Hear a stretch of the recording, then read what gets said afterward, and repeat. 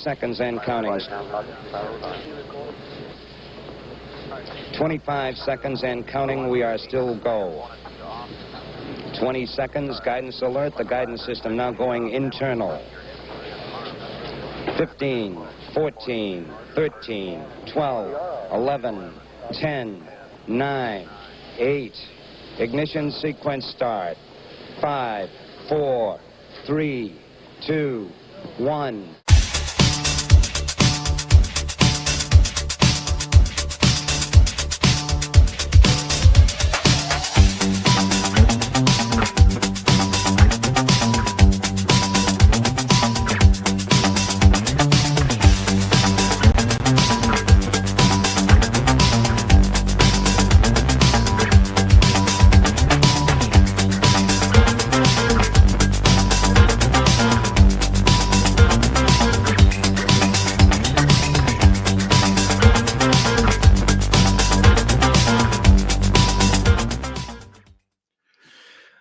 Good afternoon. Well, just now afternoon to my viewers in Africa and Europe. Good morning to my viewers in the Western Hemisphere, and good evening to my viewers in the Pacific Rim, at least most of you. And welcome to the Angry Astronaut. Thank you very much for tuning in to this special broadcast. I'm actually going a little bit early, broadcasting a little bit early because I've had a development that I think is pretty cool. We didn't think that we would be able to get a camera on the ground at the launch, and we do. Thanks to the fabulous Ellie in space. So obviously, if you want to hear her audio, tune into her channel, definitely. Many people who subscribe to my channel are also subscribers of Ellie in Space, but I just wanted to, she was willing to allow us to make use of her feed so you could see what things look like on the ground at Boca Chica at the moment as we prepare for this flight. And in return, I told her that I would get all of you guys to subscribe because she is hovering super close to that 100K threshold, 100,000 subscribers. So guys, if you are not subscribed to Ellie in Space, please subscribe. She is the nicest lady on YouTube, let me tell you, and she does a really good job doing what she does. She's a professional journalist, unlike me. She actually worked in the mainstream media for years. So in any event, she's got great content as well. Where is everybody checking in from? We've got over 100 people tuned in already.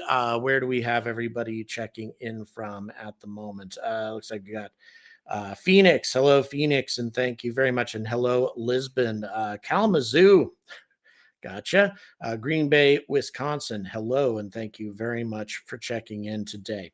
Let's see, where else? Melheim on Ruhr. Guten Tag. And what else do we have? Yep, already subscribed to Ellie. Good to hear. Good to hear it, Rob. So yeah, once again, we got a camera on the ground. As you can see, of course, it is pitch black out in Boca Chica still at the moment. Where else do we have? We have London, hello, and we have Honolulu, Hawaii, and Jamaica, and UK, and Denmark, and Atlanta, Georgia. We also have Houston, Texas, Dublin, Adelaide, hello, and hello, Idaho, and hello, Stratford upon Avon. We also have the Netherlands. Thank you very much for checking in. And New York, folks getting up very early to watch this historic event. I have no idea how that's pronounced, Mantulan Island. I wish I should know this, but I don't, up in Canada. Hello, Tasmania, the owner of a pub that's nearby, that's actually right down the road from where I live. He's from Tasmania, moved to Great Britain to open a pub, which I think is pretty cool. So yeah, we've got, and then hello, Yorkshire. Thank you very much for checking in as well. And Saudi Arabia, hello, and thank you very much. Northumberland, hello, Northumberland. Hello, Essex. Thank you very much for checking in. So yeah, as our audience grows today, I think things are going to get very exciting. We will have Ellie for only about the next 16 minutes or so before SpaceX goes live. Actually, we may keep Well, let's get everybody's opinion. Do we want to keep Ellie's feed on here as well while we're watching the SpaceX feed, so we can kind of see what it looks like when to the viewers, to the observers out there in Boca Chica? See what everybody wants in that regard. Hello, Boston. Hello, Columbus, Ohio. Thanks very much for checking in. So yeah, neat stuff developing here. As you can see, there might just be a little bit of light starting to develop out in Boca Chica. Kind of hard to tell. It gets light here in Britain as early as 5 a.m. I've noticed. It's that far north. And from a latitude standpoint, to really start getting getting a big impact on how long your days are and how long the nights are. Hello, Edinburgh and Derby. Hello, Findlay, Ohio, and yeah. Don't get too crowded, David. That is a good point. Maybe having a whole bunch of screens might not be a great thing. Hard to tell. That is a good point to be made. Like I say, SpaceX's live feed will be going up in about 14 minutes. So we'll have SpaceX here very soon. And of course, we'll get a really good view of Starship. And this is, as always, I have 5 streams open at the moment. Yeah, that makes sense. I don't know if we have a delay. Do we have a delay? I haven't heard. All right, go ahead, please, producer.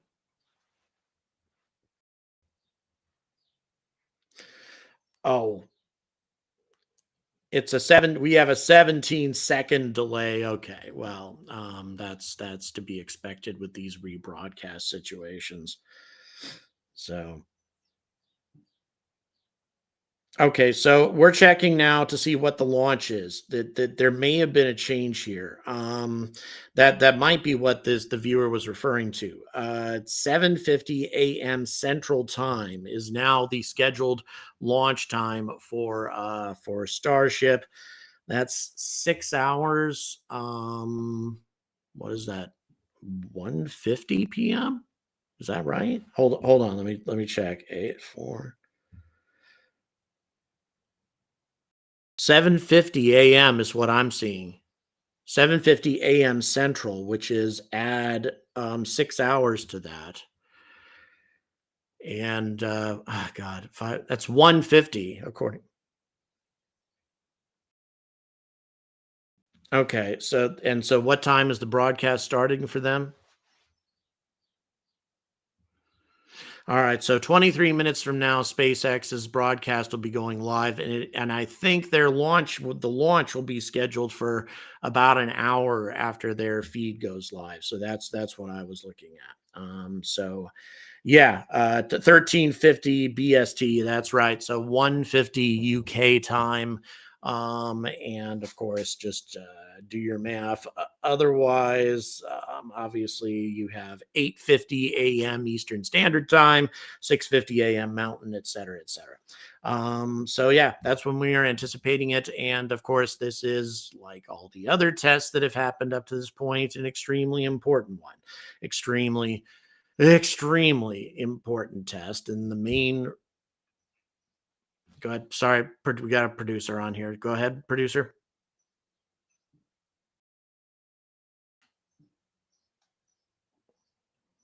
Right. I agree. Producer. Go ahead.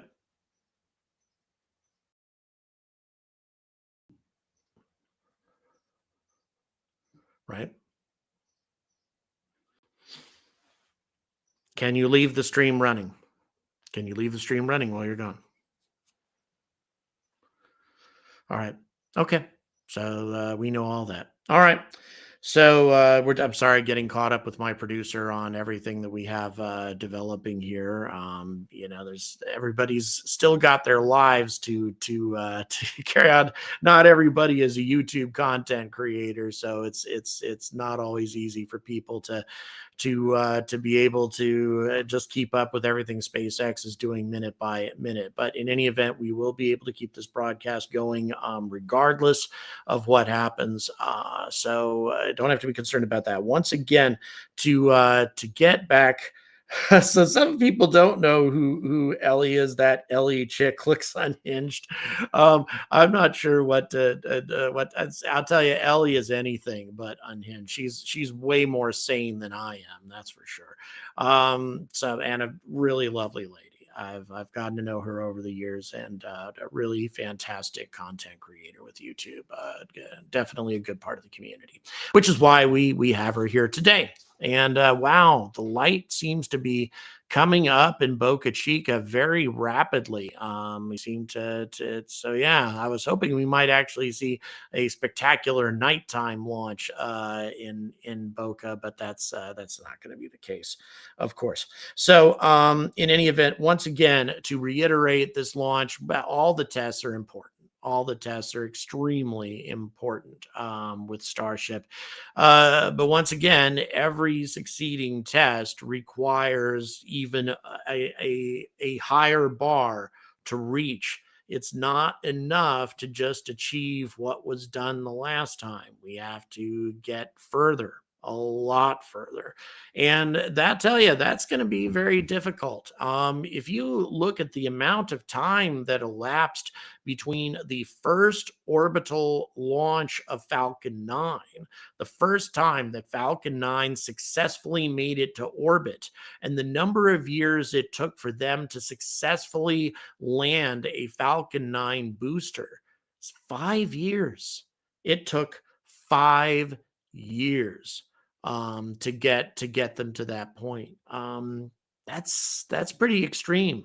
All we can do is hope that the developmental process isn't going to take that long. But once again, we're talking about a chopstick catch here. That's even more complicated from my perspective anyway, trying to land the booster with the chopsticks. My God, that sounds very, very challenging indeed. I still predict that it's likely that we're going to go back to landing legs and barges and things like that here very soon. And the chopsticks will be used to deploy Starship, to lift it up onto the pad, to the orbital launch mount, all that. But I really don't think that we're going to have a situation.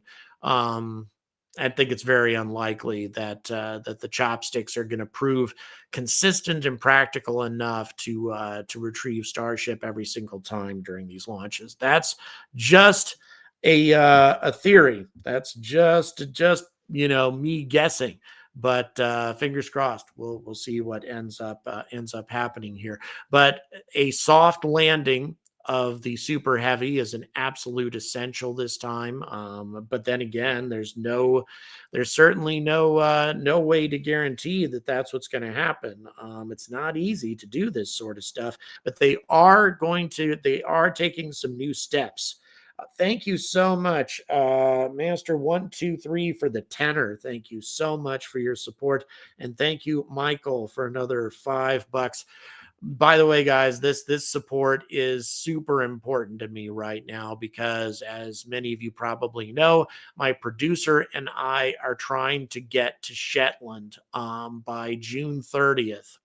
I've been told by Rocket Factory Augsburg that I would be very well advised to get to Saxavord by June 30th, and that's when they're going to be doing things. For those of you who don't remember that,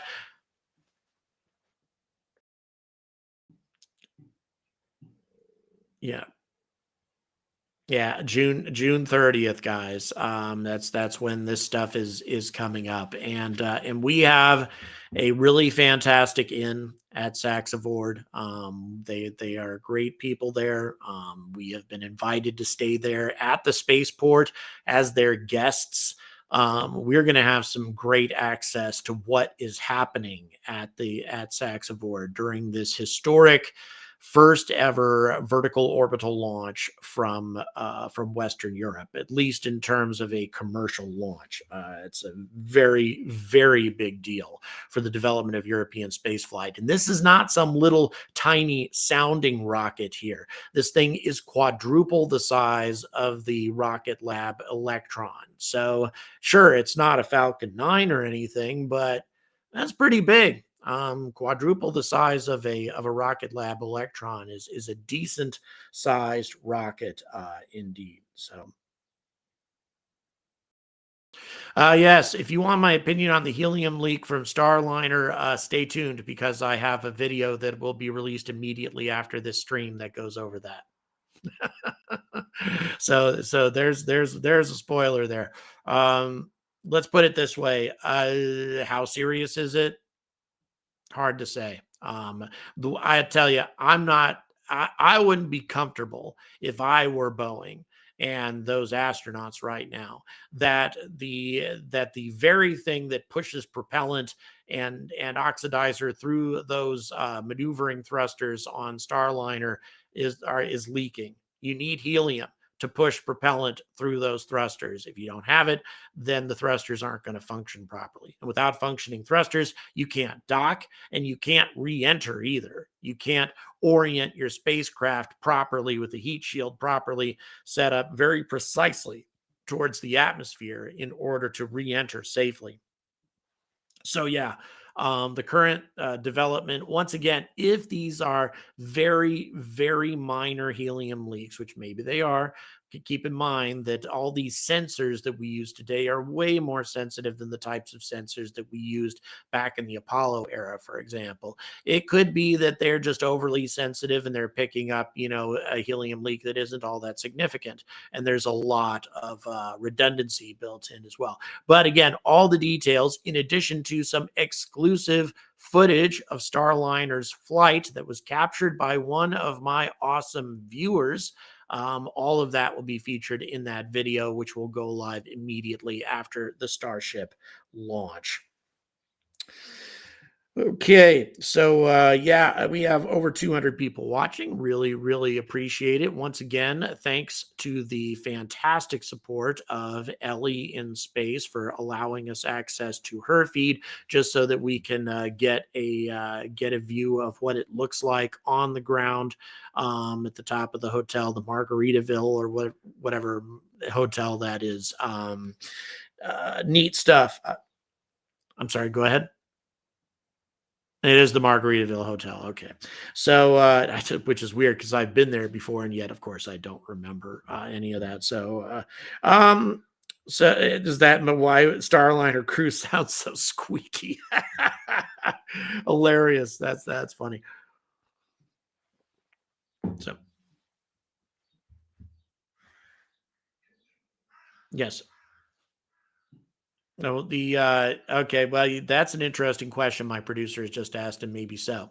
Boeing's going to go ahead and dock anyway. So they're docking with the ISS. They say the problem isn't significant enough. But here's another question. Could it also be because they want to get those two astronauts into a position to where a Dragon or maybe a Soyuz can safely return them back to Earth because Boeing is not confident enough in their own ship? Is that why they need to dock with the ISS? And yeah, that may indeed be the case. If the thrusters are not going to function well enough to guarantee a safe reentry, then that would be one alternative. Of course, there are complications with that as well. Docking with the ISS with wonky thrusters is a very bad idea. That can be very, very dangerous to the station and to the spacecraft. So let's just hope that the problem isn't that serious. Let's hope that it isn't that significant. I mean, one thing that I'd like to point out, though, and on one of these rare occasions that I'll say something nice about Boeing, is at least we're getting a fair amount of transparency here in terms of that there are things going on.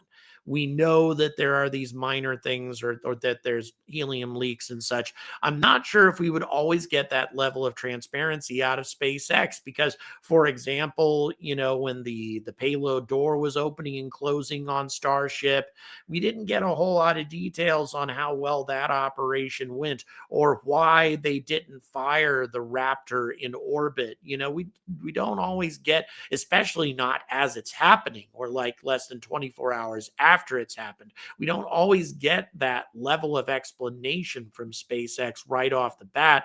And Boeing is providing some real-time transparency right now, perhaps because of all the crap that they've gone through recently with all the cover-ups that they've done. Jack Morgan, thank you for the $5 Australian.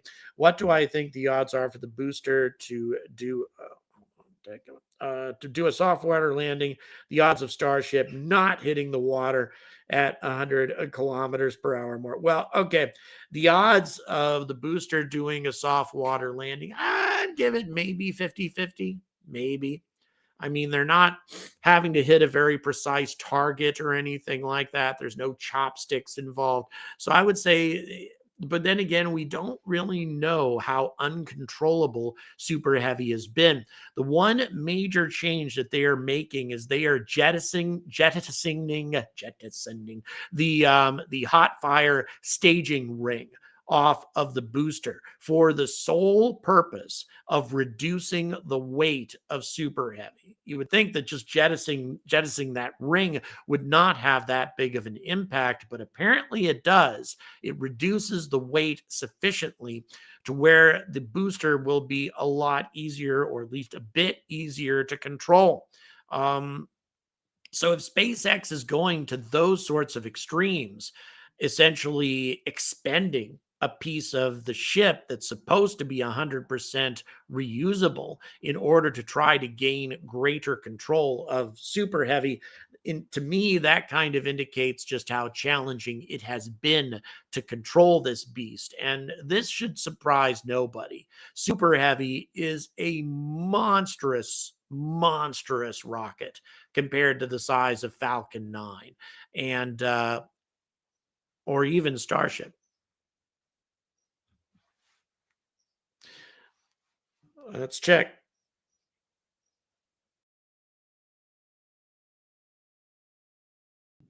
We have the latest notification that we have for Starship launch is at 7:50 a.m. Central Time.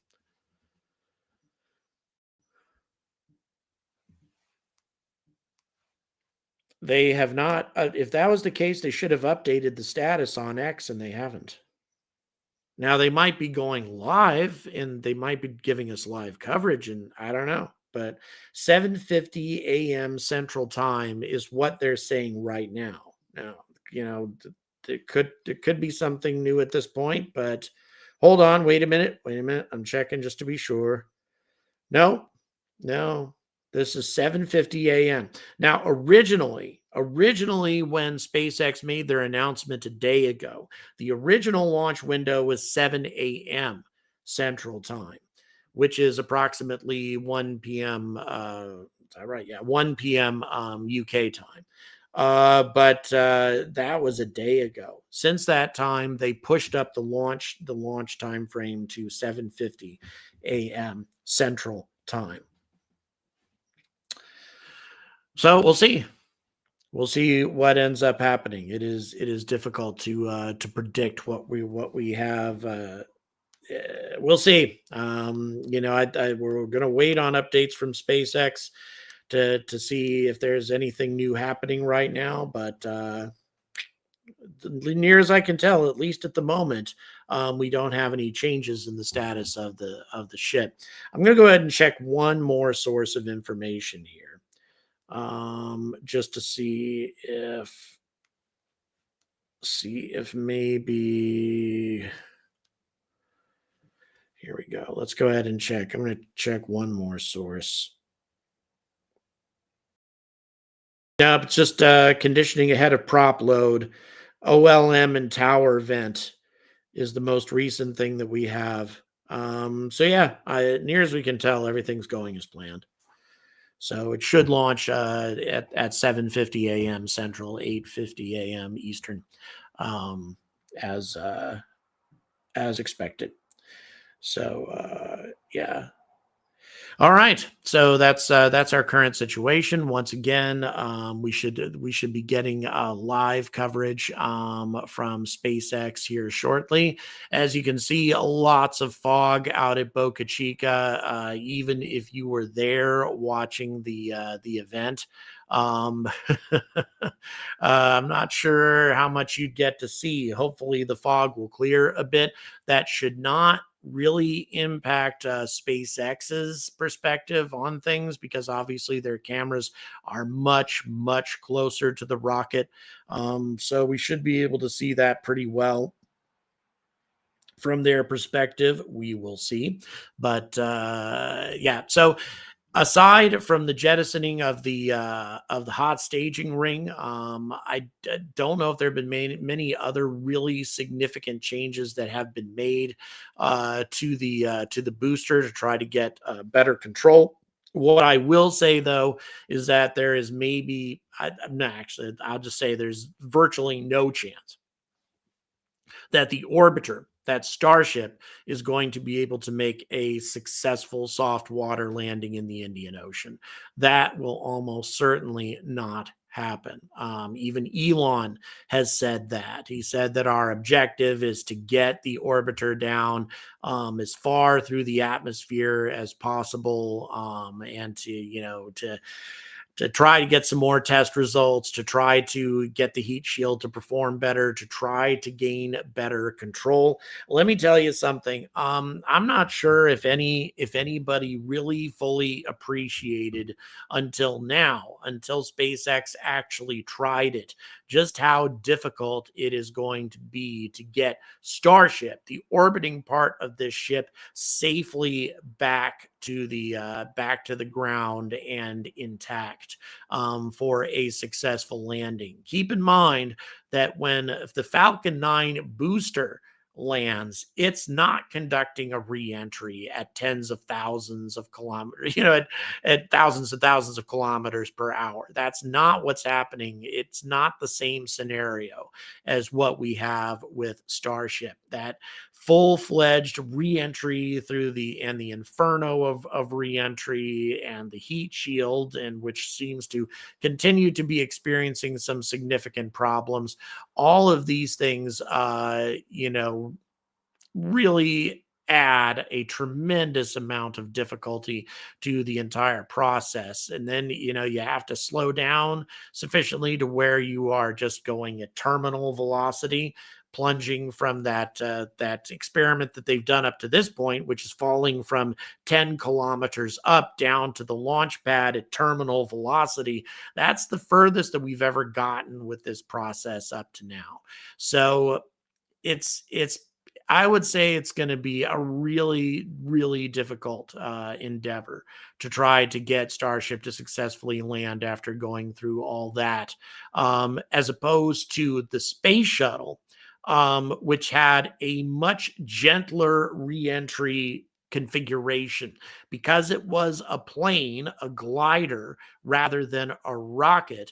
It distributes the force of reentry over a much larger area. It's a much more gentle process, a lot fewer G's. And as a result, I think it's going to be a lot easier. That the shuttle was just a lot easier to control than Starship is going to be under the same circumstances. I mean, the fact of the matter is we have never attempted to do anything like this before. No one has ever attempted anything like this before, except, the shuttle. That's about the closest comparison that we've got. And the shuttle was a much, much different animal than this. And even the shuttle, of course, experienced problems during its reentry. So, yeah, Yeah, we'll see what ends up happening. Just to I don't know if anybody can hear me over at Ellie. They're asking me to pop in. The logistics of trying to do that, unfortunately, are going to be a bit difficult, unless I just called you on my cell phone or something, and I don't see how that's going to work out very well. So, unfortunately, no, I can't pop in on your stream, Ellie. That's something we could have done if we'd had more time to get this set up, but sadly Ellie and I didn't really start talking until like an hour ago. However, we can facilitate Ellie on our stream if you want, Ellie. So yeah, just send me a quick message if you'd like to pop in on our stream really quick, so we can thank you properly for what you've done. I don't know how the hell we're going to do that, but I would leave that to my producer. Producer, why don't you reach out to her now if you can, and see if she's willing to pop in. Well, hey, like I say, whoever wants to reach out to her and see whether or not she'd be willing to join us here, because that's what's going to be easier. Because unfortunately, I don't have the ability to link into Ellie's stream at the moment, but she is welcome here if she'd like to show up. But at the moment, we are just super grateful that Ellie has provided us this view of Boca as the. Oh, maybe she is going to come and pay us a visit, because it looks like she's left her colleague.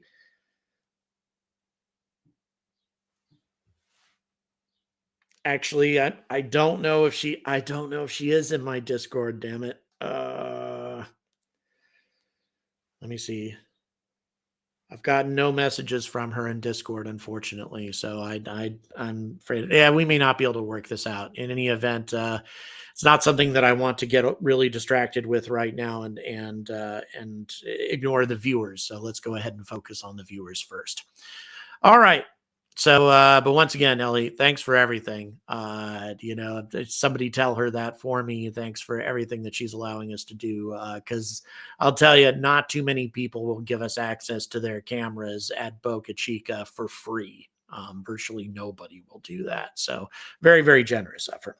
Okay. So once again, just to reiterate, for those of us who are not as familiar with this test process, of course, we have the launch, and then we have the separation, the hot staging separation, where the engines on the orbiter fire and separate. Ooh, this is cool. Where the engines fire and separate the Starship from Super Heavy, and that is something that generally is not done in American spaceflight. The Russians have been doing that for a long time, and of course, the reason you use the engines to do that hot staging separation is to gain additional thrust, because if you separate without firing the engines, you're losing some momentum. But if you fire the engines and just keep that momentum going, you're going to be able to improve the amount of payload that's available. Yeah, it looks like that we are getting RGV footage over on Ellie. It looks, and I'd say that's probably live as they are flying. It looks like just outside of Starbase. So that's pretty cool. That Ellie's managed to plumb all that in. How about that, guys? We've got Ellie, we've got RGV here as well. Thanks to Ellie, we've got some cool footage that I didn't expect coming in on the Angry Astronaut today for you guys. And again, courtesy of the awesome Ellie in space. All right, so the hot staging happens, and then the hot staging ring will be jettisoned. When they do that, it's to reduce the mass of the booster. The less it weighs, the easier it is to control. Will this be an ongoing part of the process? It won't be unless it absolutely has to happen. That's the only way that it's not going to happen unless they have to. Because obviously, if you jettison the hot staging ring, that means you have to replace the hot staging ring before every flight. That's something that Elon Musk absolutely does not want to have happen at all. He wants 100% reusability on Starship. So yeah, we're not going to. again, it may be necessary to do this because, you are reusing the vast majority of the ship. And also, arguably, I don't see how they're going to be able to use the heat shield over and over again without repairing and replacing some tiles. So I don't think they'll ever achieve 100% reusability out of this rocket anyway. Nothing has ever achieved 100% reusability. The space shuttle didn't have it happen either. They had to repair, the heat shield on that as well. And of course, there's a lot of other things that were expended on space shuttle flights. So yeah, that ring will be jettisoned. Hopefully, that will reduce the mass of the booster sufficiently to where they can get control of it. That has been the biggest problem, is after the hot staging process, they have lost control of Super Heavy and they've had to blow it up. The last time they got close, they got less than a kilometer away from the ground before they lost control, or from the ocean before they lost control of the booster and had to blow it up with the flight termination charges. So that is our big objective in this flight. That is the I would say possible milestone to achieve here is a water landing, a soft water landing of Super Heavy in the ocean. Let's hope that happens. Then, of course, we have Starship conducting its suborbital flight, making its way towards the Indian Ocean. They may fire up a Raptor engine during that time frame. That's going to be an absolute necessity, is the use of Raptor engines in space. So we're going to have that happen. We'll have to see, how that goes, because SpaceX did not fire the Raptor engine during the last suborbital flight because they didn't have full control of the ship. They really had some difficulties in maintaining control, and firing the engine would have compounded those problems significantly. And so they chose not to fire the engine. But a lot of the other milestones that they were trying to achieve, like propellant to tank transfer of propellant, that was successfully accomplished apparently during the last flight. And then re-entry, and hopefully a soft water splashdown. But that, at this stage, in my opinion, is virtually impossible. I don't think they're anywhere near close enough to getting the heat shield functioning properly, maintaining control of Starship thoroughly enough in order to present the heat shield exactly as it needs to face the atmosphere. I think they're a ways away from that, before they can achieve total control. And of course, if we don't have a soft water landing, if the Super Heavy booster doesn't successfully carry out a soft water landing, then it's another mishap, report, another mishap investigation. And even though the FAA may forgive it again because it doesn't present any threat to the public is never in any sort of danger, that's probably not going to happen overnight. The FAA is probably going to take a while to consider that, to study the flight, etc., before they grant that sort of permission, which means I would be surprised if we get another flight any quicker than 45 to 60 days from now.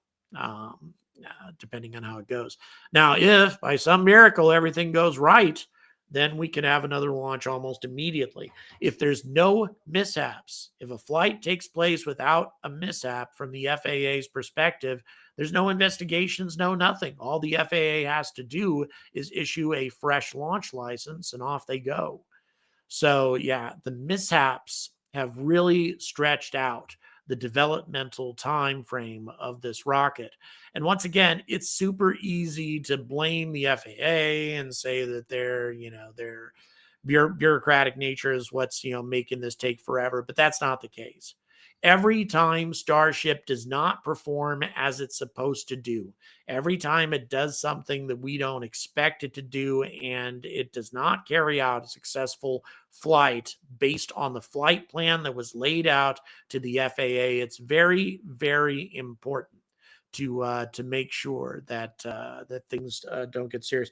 I'm continuing to get questions on Starliner. I'm going to be releasing a video about the Starliner link immediately after this stream. Stay tuned, and you'll find out. To give you a little spoiler, I don't think it's necessarily all that serious, but at the same time, it's never a good thing when you're losing the gas that's necessary to push propellant through your thrusters. They need those RCS thrusters in a big way for both docking and also for a successful re-entry.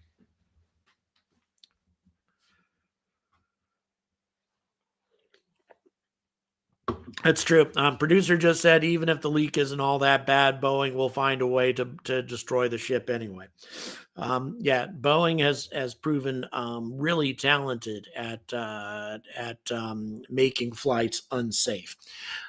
Once again, guys, please don't forget to like and subscribe. Super important. Also, there have been some super chats that have come through already. Thank you very much. Keep in mind that all the support I'm getting right now is going towards a Saxavord trip. And that is June 30th, guys. I mean, we're just 24 days away from when I'm going to be in the Shetland Islands. I need to be up there to cover what's happening. It is a big, big deal. And RFA has told me, the Rocket Factory Augsburg, the folks who are launching up there, they have told me in no uncertain terms that I should be there by the 30th. So once again, any support to make this happen, it will be very, very deeply appreciated. And also Patreon, PayPal, those are great ways to make that happen as well. All that's in the description. And thanks very much for the support I've gotten up to this point, because that's going to be super historic. And also, I think I'm going to get a perspective of this launch that very few people get of a launch. Going to be a guest of the spaceport, got a great relationship with RFA and Saxavord. I think my access is going to be far better than any access that I've gotten on any launch that I've covered up to this point. It should be really, really amazing. Okay. 350 people watching. Please don't forget to like and subscribe, folks. And once again, thanks very much. Let's go ahead and and also a quick reminder for those of you who like t-shirts, merchandise, etc. I have tagged in this video my Team Starship and Team SLS t-shirts. We still have a running competition between those two teams, and believe it or not, there's only a 2 t-shirt gap between Starship and SLS, and whoever wins that race will get a video specifically made about their favorite rocket, a video either made about Starship or SLS and some of the unusual things, applications that those rockets can be used for. And one random customer who buys merchandise will receive a Rocket Lab Neutron t-shirt. Yeah, all of these, by the way, are exclusive pieces of merchandise that have been designed by the legendary Nick Henning, who has done some fantastic digital work. A lot of you have probably seen it. He's the one who designed all of these awesome designs. So in any event, keep that in mind as well. Okay, let's go ahead and try to catch up with the live chat here. All right. How do I get to shop? It is all linked in the channel itself. Also, producer, if you want to put the links in the chat, yeah, we're going to put the links in the chat as well, guys, for Team SLS and Team Starship. We have t-shirts, we have posters, we have stickers, we got hoodies, got everything. for this line of merchandise. They are awesome, let me tell you. I was gonna have I tried to have samples delivered to me here, but the Royal Mail doesn't think that I live here, and so they failed to deliver it. I've got to take another shot of that and get myself a PO box. In the meantime, thanks to info. A helium leak with crew on board has got to be bad. I agree, Andrew. I think you're right about Boeing downplaying the situation. Yep, Andrew. And like I say, you're going to get all of that in an update in a video that I threw together this morning about the subject, and I will be releasing that in the immediate aftermath of the SpaceX flight. All right.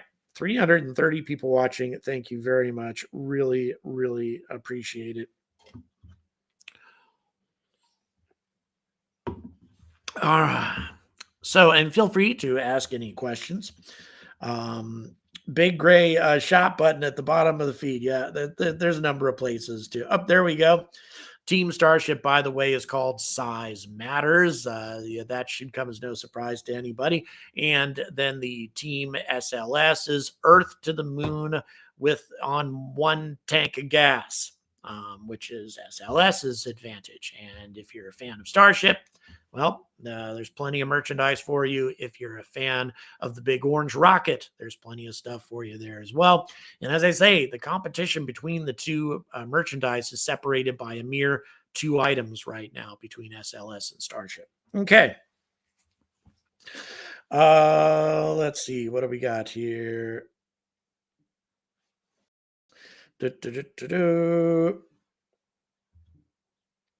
Why is SpaceX not gone live yet? Good question. They should be live by now, shouldn't they, producer? All right, looks like they pushed back again. Now let's go ahead and get an update from SpaceX while we're at it here. Let's see what. Okay, so they will be going live in 15 minutes. I don't know how that impacts the launch time. Still has not changed. So apparently they're going to go live 40 minutes prior to launch.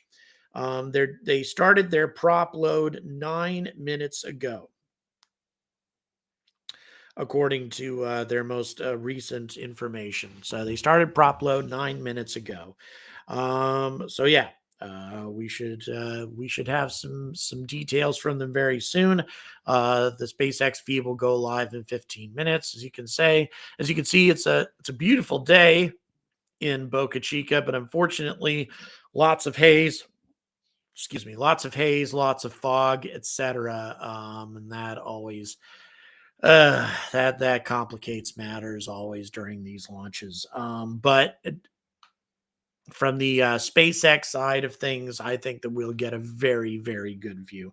John Morgan, thank you for the tenor. Really, really appreciate it. Oh, you have to watch on an iPhone. I'm sorry to hear that, John. Really appreciate the tenor. Thank you so much. Like I say, Patreon support is absolutely the best, but at this for my purposes, but at the same time, these super chats help so much, because right now YouTube and their ad revenue is the worst that it's ever been. I know you guys hear me say that on a regular basis, but I can't believe how bad it has been in the first week of June. It's just horrific.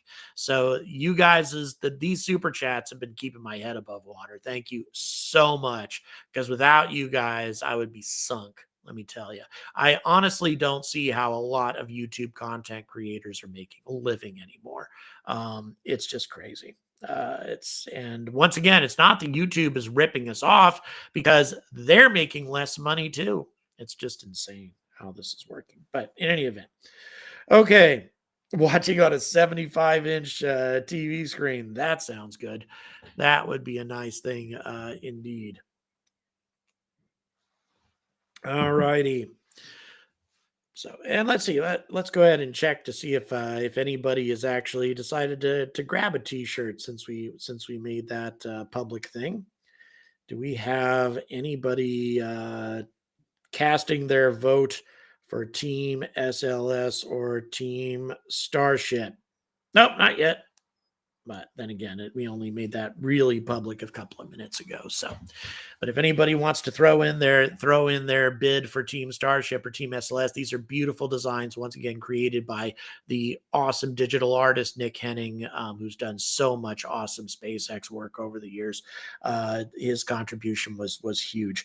Mark, thank you so much for the $5. Hello from UK Hatfield. Thank you so much. Can't believe what Boeing are doing with Starliner. SpaceX has done a great job for a cheaper budget. Yep, that's been clear for a long time now. And not only that, Sierra Space and Dream Chaser, that has been built almost entirely with private funds during various fundraising initiatives that Sierra Space has gone through. They built that ship without any government money at all. It's really amazing. Don Porter, thank you for the $2. Really, really appreciate that. And that is your first ever super chat. Thanks so much. I'm honored that you decided to do your first super chat on this live stream.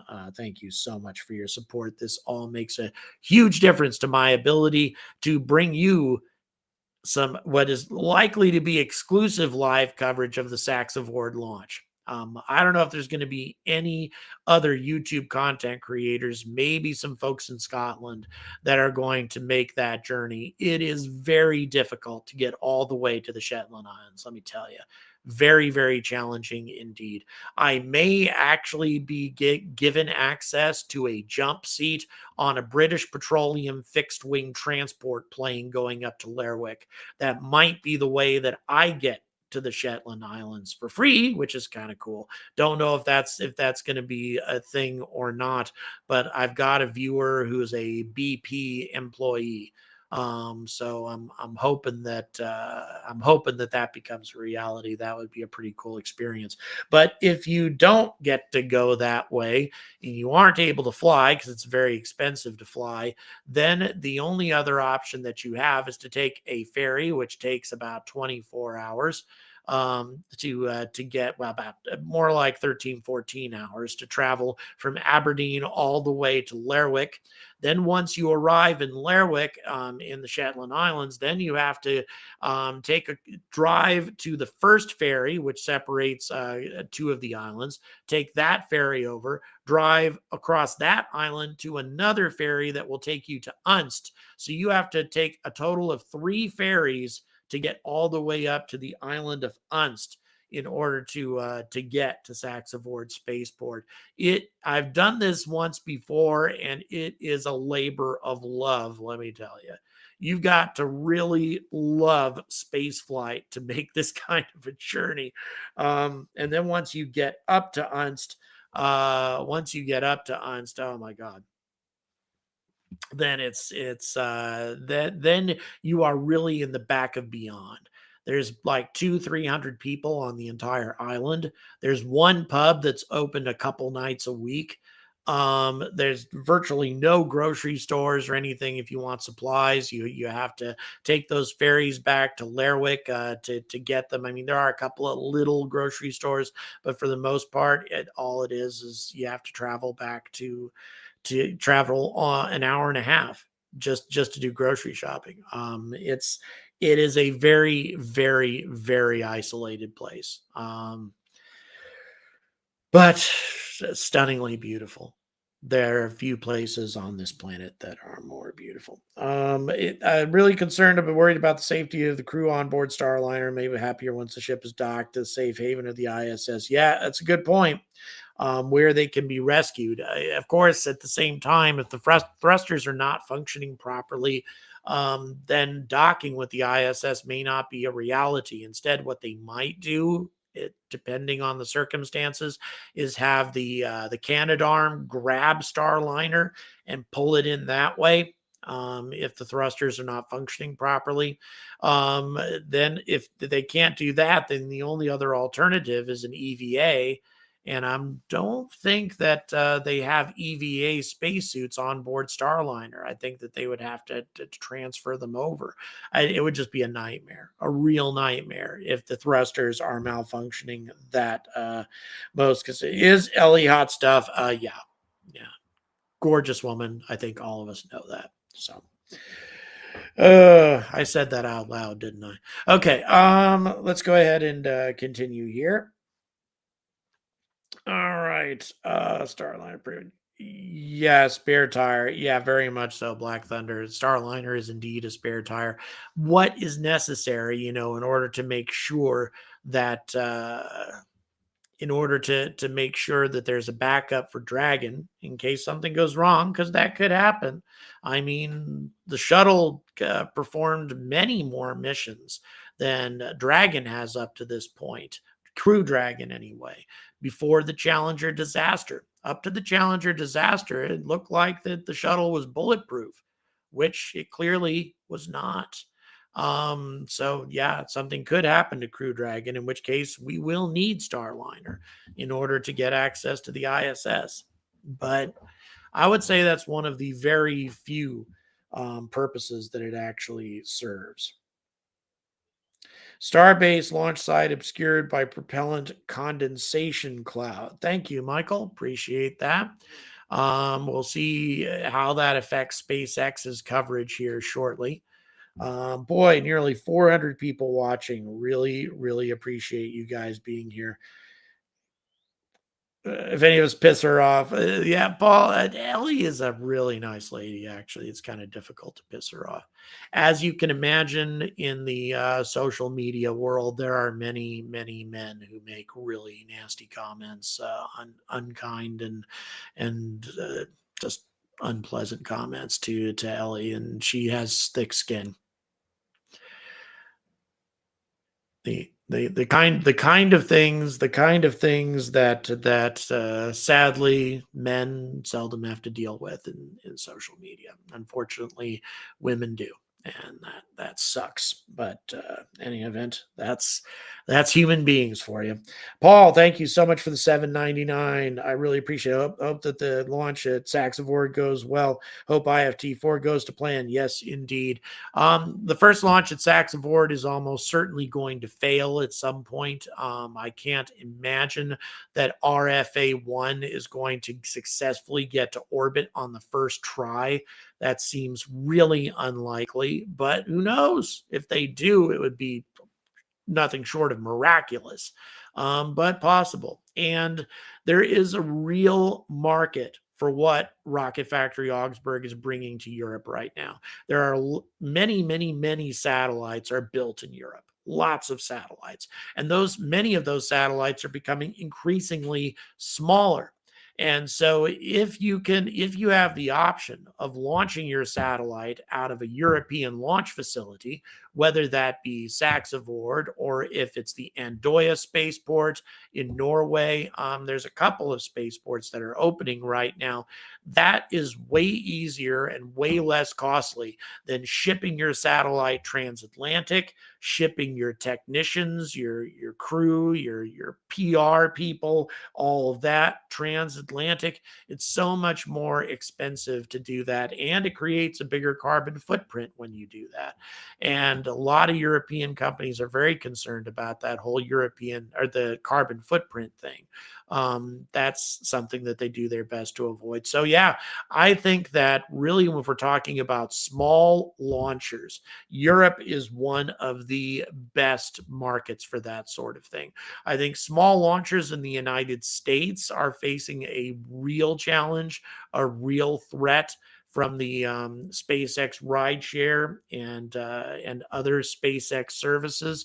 SpaceX is making it increasingly easy for small satellites to get to orbit and very cheap to do that as time goes on, even to different orbits and such. That's going to make it very difficult for small launch providers in America to compete. However, if you are a small sat launch provider in Europe, I think that's going to change things very substantially. And also, by the way, I think that applies to India. India has some emerging private spaceflight companies that are trying to do that as well. And if you are an Indian company or perhaps a Thai satellite manufacturer, satellite manufacturer in Vietnam, something like that, and you want to send your satellites to orbit without having to mess around with a trans-Pacific voyage, then yeah, the Indians can provide a very good alternative, and I think that will, yeah, I think that will definitely happen. The Starliner will abort and return to Earth while they still have sufficient helium to return home. It doesn't look, Andrew. I don't think that's what they're trying to do right now. I think that they're going to try to get to the ISS. And I don't know. An immediate return, especially if the thrusters, they're not too sure about the thrusters, might not be a great idea. And of course, we don't know how much helium we're losing here. And there's a lot of redundancy built in, unless they're losing helium from all four of those doghouse thruster clusters in the service module. Unless you're losing helium from all of them, you should be able to complete the mission. It's hard to say. It is nerve wracking to have these kinds of problems, to be sure. And once again, how the hell is it happening? How are they still developing leaks in this system after all these years, all this time that they've had to fix this damn thing? We're talking about Starliner a lot in this SpaceX broadcast, aren't we? But it's pretty big. It's pretty big in the scheme of things. SpaceX coverage will be starting here in 11 minutes. So stay tuned. We'll be bringing you, obviously, SpaceX coverage. In the meantime, we are bringing you Ellie in Space's perspective of things from her vantage point on top of the Margaritaville Hotel. Ellie has been nice enough to share this feed with us. Subscribe to Ellie in Space. Do not forget to subscribe. She's trying to get to that 100,000 subscriber milestone. Please, let's help her get there. And hello, Captain Quinn. I'm glad to see you back. And I hope that your health situation is not all that serious, whatever you're referring to there. Okay. Let's see. What do we got here? Ellie's getting more beautiful by the second. Paul is transfixed with the gorgeous Ellie, and yeah, I could definitely see why.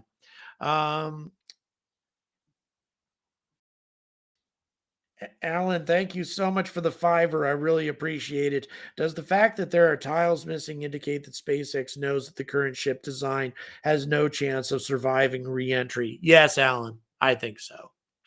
I think that it's pretty clear that they've made a lot of effort to try to keep these tiles attached, and they know they're going to lose a lot of tiles the moment this ship lifts off. So yeah, I think what they're going to try to do at this point, I think the key objective for Starship during this suborbital flight that it's going to carry out is control. How thoroughly do we have control of the ship? As long as they can control it to a degree to where the re-entry has the heat shield side of the ship presented to the atmosphere the whole time, if they can control the ship that thoroughly, at that point, they can start fine-tuning the heat shield. Then, let's fix the heat shield after we get to the point to where the heat shield is going to make a difference. Because if you can't keep the ship properly and perfectly oriented towards the atmosphere for the heat shield to take the punishment, then there is no way in hell that ship is going to survive. So you need, whether it has a heat shield or not. So control of Starship, very precise control, is what's going to be an absolute necessity. I think that we were kind of spoiled by those early launches, SN9, SN10, to where Starship, was perfectly returned to the launch pad so precisely. It seemed like controlling Starship was the least of SpaceX's problems. But it appears that coming through the atmosphere at thousands of kilometers per hour really puts limitations on their ability to control this ship compared to just a 10-kilometer free fall drop. Those are very, very different things. So yeah, at this point, I think that is SpaceX's primary objective. That is what they're hoping to achieve right now, is to control the ship as thoroughly as possible through the suborbital flight hit the atmosphere exactly the way they need to. Do it as precisely as possible so the heat shield is taking all the punishment, and they're probably going to lose the ship anyway. But at least at that point, then they know that they have the control challenges down. Once that's taken care of, that's the time to start patching your heat shield together and trying to find better ways to make it work. And that, of course, is a massive, massive challenge. The whole thing is just a huge, huge challenge that SpaceX faces right now, is trying to get that heat shield to function properly. The way SpaceX is managing the heat shield, the design of the heat shield is fundamentally different than any heat shield that's ever been created before. The shuttle's heat tiles were very, very different from SpaceX's design, and even with that, there was still even with the shuttle's heat tiles, they still lost tiles during the process. Every launch, they lost tiles from the very first launch. That's what scared people, actually. After the launch of Columbia in 1981, there were quite a number of tiles missing. And I remember as a kid watching that and showing pictures in orbit of all of those missing heat tiles. It was frightening. And as Columbia came back down with all of those missing tiles, there were a lot of people thinking that it wasn't going to make it, that it was going to burn up. And watching that ship come in safely and smoothly and glide in to a successful landing, that was such a reassuring and triumphant moment for the shuttle. And with all the launches that came afterwards, I can see why everybody thought that the shuttle was bulletproof, that the shuttle was flawless and would not have any significant anomalies. And then in 1986, of course, we all learned otherwise in the most horrible and tragic way possible. And I can't imagine that isn't going to happen with Starship at some point during its development too, once they start putting humans on this thing. So yeah, it's pretty serious stuff. $10 says the issue can be boiled down to autocorrects evil plants. Not sure where that came from. That's kind of funny. Okay, let's go ahead and check a couple other things real quick. Once again, everybody, please keep in mind that we are trying to raise money for our trip to Saxavord. Please like and subscribe. That's a big one. When you're watching my recorded videos, try to watch 30 seconds of the ads. If you do that, that makes a big difference as well. Just 30 seconds and then click off the stupid things. I don't care. But just if you watch that 30 seconds, it makes a big difference. And if you're able to contribute on the Super Chat side, Patreon side, PayPal side, I'll love you forever. But at the same time, I totally understand why that's not an easy thing for most people to do. So appreciate that so many folks are watching. That's the main thing that I'm happy about right now. It looks like SpaceX is about to go live. Producer, let's go ahead and pipe in their audio, please. Oh, right. I should have realized that. We've got copywritten music playing right now, and so SpaceX will sue me if we bring in their audio at this moment. But yeah, right. So in any event, we got to make sure that we wait until this music is over with before we bring in the audio. Here we go. As we await its fourth flight test from Starbase Texas, also known as the Gateway to Mars. Thanks for tuning in. We're excited to be joining you once again from SpaceX headquarters in Hawthorne, California. As you can tell, the crowd is getting excited behind us. We're here in front of Mission Control Center. Now, we are targeting liftoff at 7:50 a.m. Central Time in just over 30 minutes from now. It's been roughly 2.5 months since our last Starship flight test, and the turnaround time between these tests just keeps getting shorter and shorter. Today, we hope to surpass what we achieved in Flight Test 3 in March. Our primary goal is to get through the extreme heat of Starship reentry, which is no easy feat. As with all of our flight tests, our goal is to collect as much data as possible. Every flight gets us another step closer to a fully operational Starship. Starship is the most powerful vehicle ever developed and the first design of a rocket that is capable of making life multiplanetary. Starship will allow us to land humans on the moon again after more than half a century, fly the heaviest payloads ever flown, and ultimately fly humans further into space than ever before. Getting there will require us to fly frequently, which is why we're producing so fast. We already have hardware built and are preparing for our next several flights. But the most important thing about Starship is that it's designed to be fully and rapidly reusable, and of course, reliable. We've been designing from day one to realize a vision of having an entire city of people on Mars, something we know will take launching millions of pounds of cargo and equipment into space spread across thousands of launches. The faster we can learn now, the faster we can improve and evolve Starship to achieve this vision. And that brings us to today's flight test, the fourth of many that will get us one step closer to Mars. Yeah. But before we dive into the details of today's test, let's do a quick rewind and talk about our last integrated flight test, Flight 3. On March 14th, Starship successfully lifted off at 8:25 a.m. Central Time from Starbase, Texas. It cleared the launch tower and went on to accomplish several major milestones and firsts.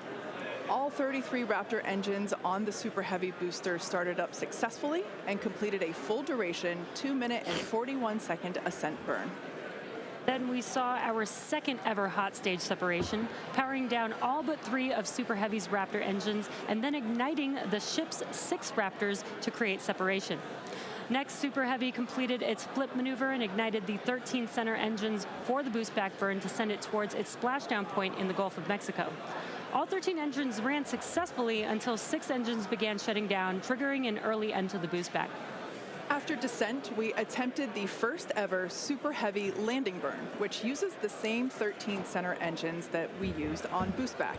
Since 6 of those experienced the early shutdown in the boostback burn, we attempted the landing burn with the remaining 7 Raptors, and 2 of those 7 reached main stage ignition. In the end, contact was lost with the booster at approximately 462 meters in altitude over the Gulf of Mexico, just under 7 minutes into the mission. Post-flight data reviews showed that the early boost back burn shutoff was most likely caused by filter blockage where oxygen is supplied to the engines. We saw a similar issue on Flight 2 and had added hardware to mitigate it, which worked to get us to our first ever landing burn attempt. Now for today's flight, we upgraded those filters further and made some additional hardware and software changes to increase our chances of igniting all 13 engines for the landing burn. Now turning back to the Flight 3 ship, we saw all 6 Raptor engines start successfully and powered the vehicle to space, marking the first time we completed its full ascent burn. While coasting, we completed some additional objectives, including the opening and closing of the payload door. We also transferred propellant between tanks inside the ship, which is a key test as we prepare for full ship-to-ship prop transfers in the future. Once we were into our coast, though, the ship gradually lost the ability to control its attitude or orientation, which is done with smaller thrusters around the spacecraft. As a result, the vehicle experienced some unplanned rolling.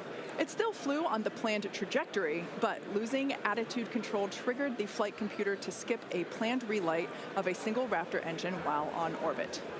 And then the moment that we all had been looking forward to for so long, as you can see here, the ship's re-entry from space. This was the first time that we were able to get real live flight data on things like heating and vehicle control during hypersonic re-entry, of which we will talk more about later. Not having attitude control meant both protected and unprotected areas saw heating much higher than anticipated. But we were able to get live, high-definition views and real-time data during entry thanks to Starlink terminals on the ship, which itself was a widely successful test. This gave us confidence that we'll continue to get unparalleled insight into the ship's re-entry in order to rapidly improve.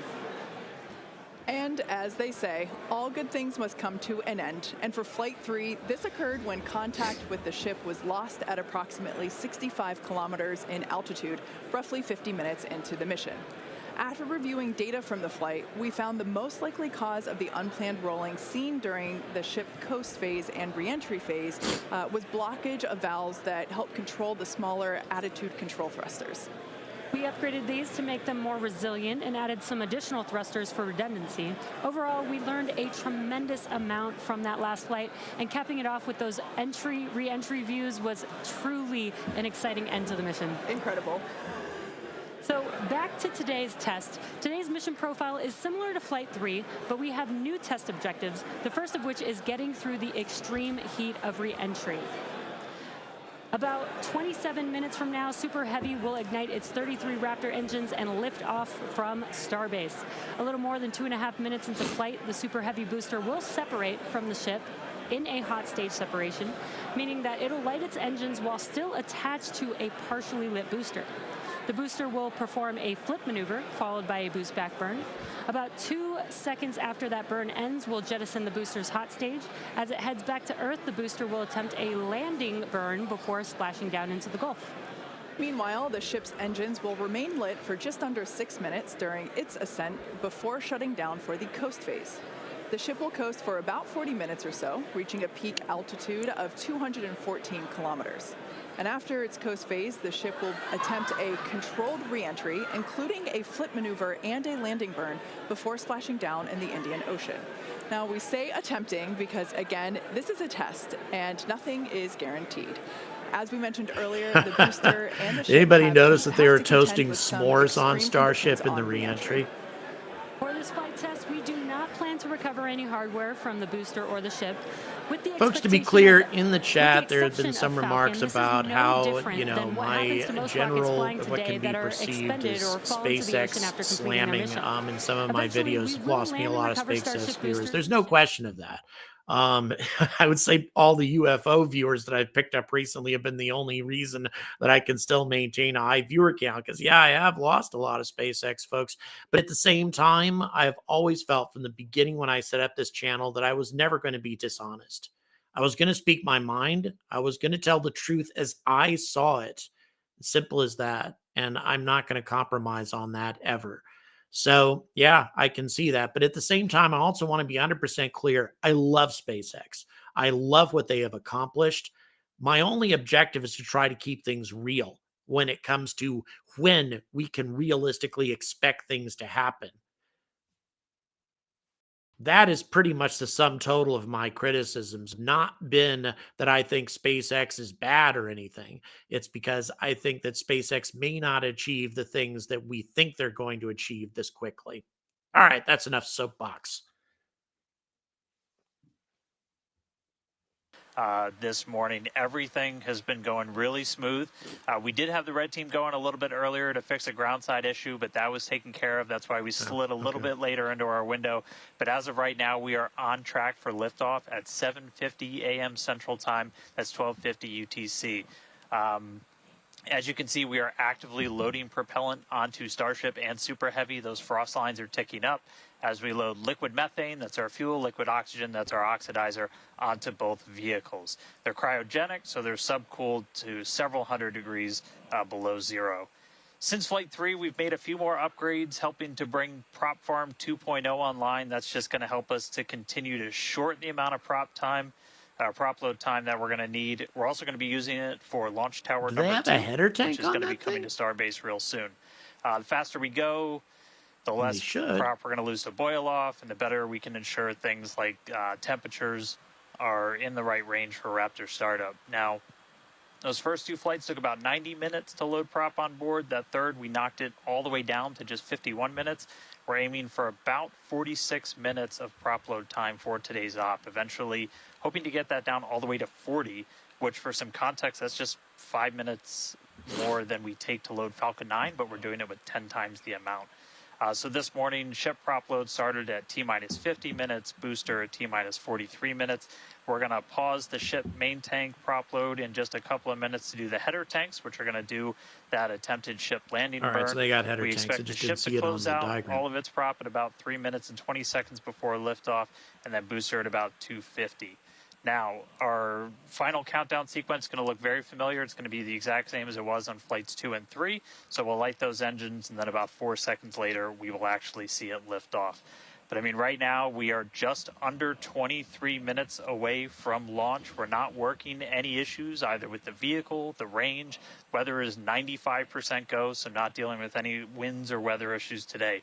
If we do have to scrub, our next attempt would probably be about 48 hours from now. It's all going to be driven by commodities and just how far we get into the count. But everything looking good for liftoff just about 22 and a half minutes from now. I'll check back in with you guys in a few minutes, and I'll send it back over to Kate and Jesse. Excellent. Thanks, Dan. Flight tests like today are the fastest possible route for us to dramatically improve Starship's capabilities. The Starship flying today has already seen a number of changes based on what we learned from Flight Test 3 in March, which was only 2.5 months ago. Development moves really fast here at SpaceX. Let's take a closer look at the iteration of the vehicle flying today. Starship is comprised of two elements, the ship, which has 6 Raptor engines, and the Super Heavy booster, which has 33 Raptor engines. The current iteration of Starship is essentially an experimental vehicle flying for development. Starship 2 John, is will your be question in capable of regards to carrying more than 100 HLS? tons to orbit, and Starship 3 will be able to handle more than 200 tons to orbit. Compared to Saturn V, the rocket that first took astronauts Origin to the moon, HLS? Starship has more than twice the thrust. And with a few planned upgrades, Starship will have 3 times the thrust of Saturn V, plus the added benefit of full reusability. The amount of mass that we're able to launch per rocket If you're is saying crucial is to creating Blue a Origin self-sustaining city on proposing Mars. a transport to Now, to get a ISS sense of how solution, big I really Starship don't think is, they have let's that out start there with the right average now. size human, which They is about proposed, 2 meters they high. threw their name in the hat a while ago on the And commercial towering over crew our thing, average but human is nobody the length accepted of the that. Millennium Falcon, And which comes ISS in is at going to be 35 gone meters. before Our there Falcon any 9 new ships rocket can with be the payload developed at this fairing point. attached is Supax, double the thank you size of the so Millennium much for the Falcon at $20 70 meters, Canadian. and Really, nearly really twice the appreciate size your of that support, is brother. the fully Thank you integrated so much. Starship at One of the 121 meters longest tall. time The ship is and about loyal 50 meters supporters tall, and of the this Super Heavy channel from the booster beginning. alone stands 71 meters. Hello, Joe Eventually, the Key, ship thank you and so booster much for will the get even taller. $10 and for your third Starship's super first chat. stage It would has be a nice if diameter they could roughly spray on the heat 2.5 shield. It'd times be that like of lining Falcon the bed of 9, a truck. and Yeah, with 33 but much those larger are Raptor engines, as you ablative see heat there. shields. I A love sprayed this on view thing is more of because like an we don't have ablative this heat view shield on our solution. Falcon And although ablative missions. heat This is shields are looking up fine, they under, use those on the Crew Super Heavy Dragon. booster. It Now, slows moving down up the the rocket, the ship reusability features of 6 a Raptors, rocket 3 or sea-level a engines, capsule or and 3 spaceship. vacuum engines, which, as the name suggests, are optimized to operate in the vacuum of space. And Starship is designed for vertical takeoff John, I and don't landing think Blue on Origin's any going hard to be able to surface. compete with The Starliner ship or is anything also else outfitted for with 4 transport to the flaps to help ISS. ISS will aerodynamically be control the retired vehicle's before attitude any during new atmospheric spacecraft flight can go up there and anymore. enable The a only precise other landing. possible human-rated spacecraft And that in might be between going the to the first and second ISS will stages be is our a hot stage, human-rated our newest Dream separation Chaser, maybe technique, in which we saw in action 2026. during flight I test don't 2 and see. 3. I The think body of that Starship Blue is wrapped in a Origin heat shield may made develop up something of for a 18,000 future space hexagonal station ceramic like their tiles orbital designed to reef. insulate the But even vehicle during orbital reef is designed to be used with the Dream Chaser and maybe Starliner. Starliner is included as an alternative for orbital reef. My God, look at that! Look at that venting. Oh my God, that is spectacular. Oh, that's cool.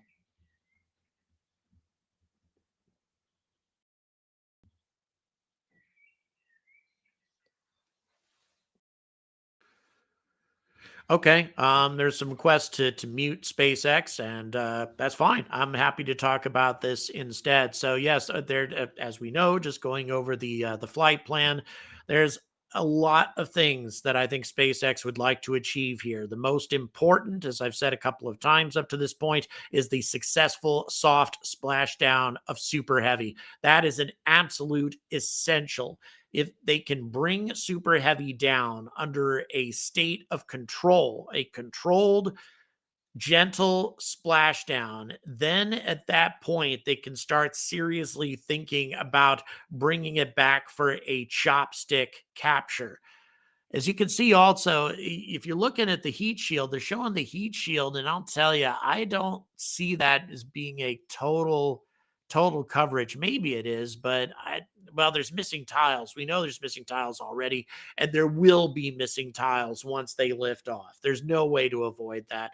There's absolutely going to be tiles falling off of this thing again when it lifts off.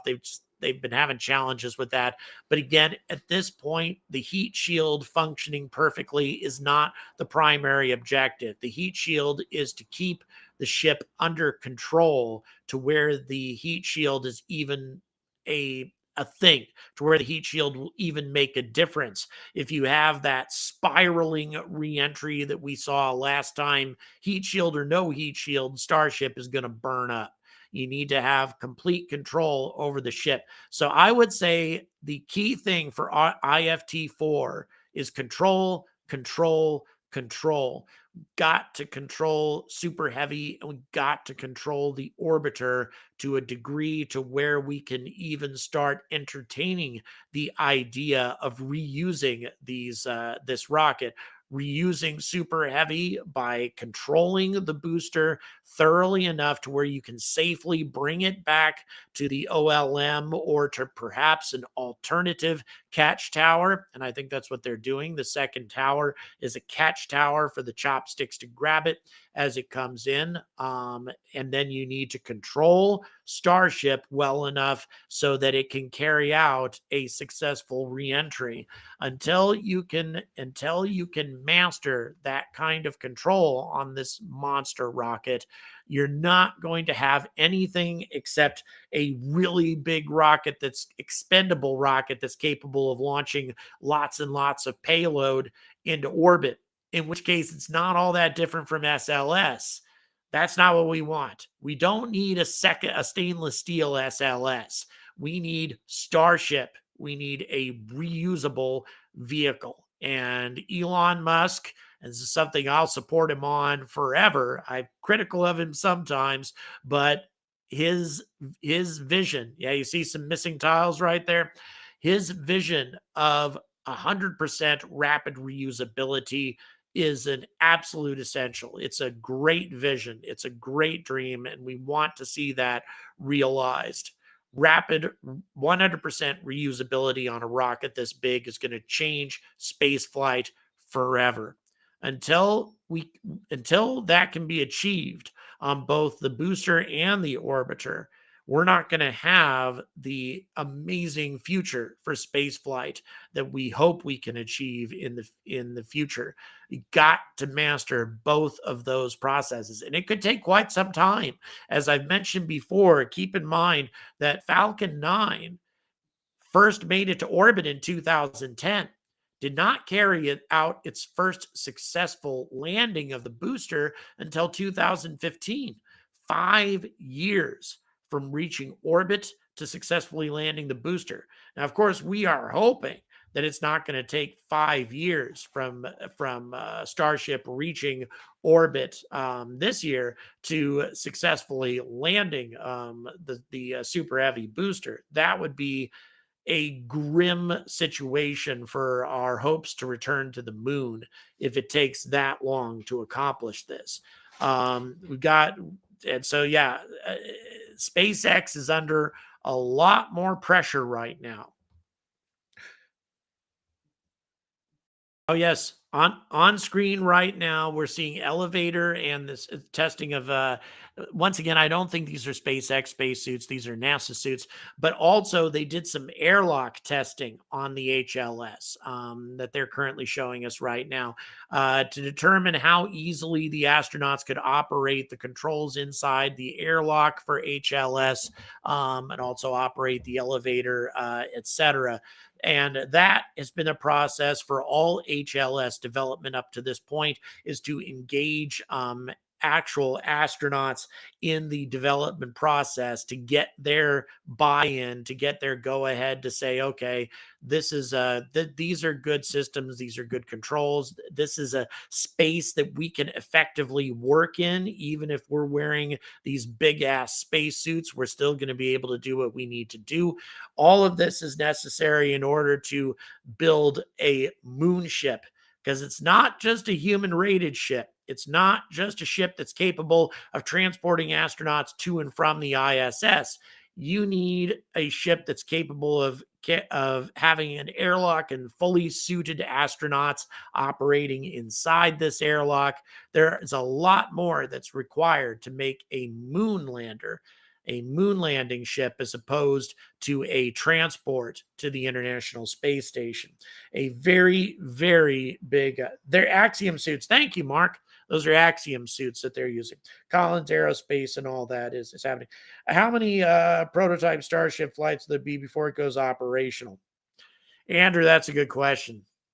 I'd say at least 20 or 30. I think it's going to take a lot before Starship is really ready to be operational. And it could take a lot more than that before it's capable of carrying crew members. In fact, I'd even say it is possible that Starship is never going to be able to carry crew in the way that SpaceX is imagining it. It could be that the atmospheric re-entry of Starship is just so risky for having people on board that it's just going to be too dangerous to do it. But even if that is the case, Starship's enormous cargo capability will allow it to build huge human-rated spacecraft in orbit, and it will still change the future of spaceflight regardless. But I think it's going to be a very long time before we see a human-rated Starship that actually takes astronauts up, like putting astronauts in the rocket as we're seeing it right now, have it lift off, and then safely bring them back through a re-entry process. I think that's going to take a very long time before Starship is ready to do that. Could even be sometime next decade. Because keep in mind, Lunar Starship doesn't have to do all that stuff. Lunar Starship just needs to rendezvous with Orion in lunar orbit, pick up the astronauts, take them down to the surface of Moon, and then bring them back. It doesn't have to go through any of these risky re-entry processes, nor does it even have to return the astronauts all the way to Earth. Keep in mind, that is another problematic thing for anybody who has built this idea in their head of a Starship mission where you put the astronauts onto Starship using Crew Dragon in orbit, take them to the Moon, and then bring them back again, and then transferring those astronauts back in to the Crew Dragon. The big problem with that is slowing Starship down sufficiently for it to be captured in orbit again. We've never been able to accomplish that with a moon ship yet, to where we can slow it. There's enough fuel left on board to slow it down sufficiently to where it can go back into orbit. We always have to slow it down with the atmosphere instead, and not with engines. And that is a problematic thing. Now, you could theoretically carry out aerobraking to enter into orbit, utilize the upper layers of the atmosphere to gradually slow Starship down until it can enter into a safe orbit. That would be another possibility. But yeah, that is one of the problems of using Starship for the entire process, is it may be very difficult, if not impossible, to put Starship into a safe orbit to where you can transfer personnel. That could be a very challenging thing indeed. Thank you, Andrew. Really appreciate the compliment. So yeah, I mean, will it happen someday? Yeah, I think so. And SpaceX has shown that they are great problem solvers. But I think it's going to take a while before Starship is going to be safe enough to where we can realistically say, okay, we can put people on this thing, launch them, and bring them back safely to Earth. I think it's going to maybe a little while before that becomes a reality. It may require some modifications, like maybe a third stage, like a re-entry stage. As the astronauts are coming back from the Moon, have them jettison in a re-entry capsule, have them return to Earth that way, or something like that. But it is going to be very challenging indeed to bring Starship safely into land from an orbital re-entry with people on board, and make it reliable and consistent enough to where it safely lands 99% of the time. Oh, that is a cool perspective. Man, that is a cool animation, that chopstick capture. That is awesome. Look at that. Very neat indeed.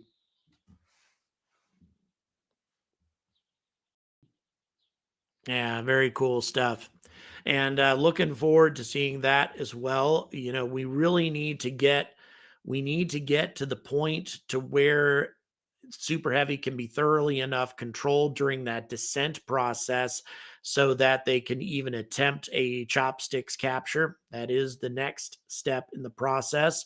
So let's hope that that this test produces a soft landing or a soft splashdown with the Super Heavy booster at least.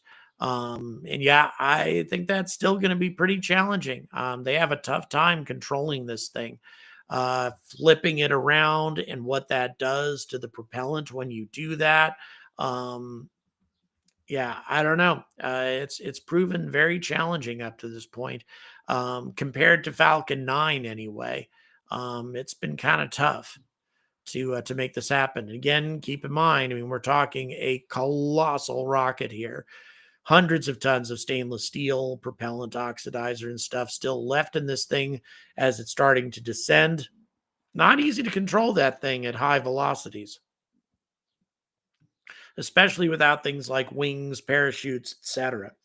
So yeah, that will be interesting indeed. Polaris is almost a private space agency, according to another space nut. Yeah, Polaris are doing neat things.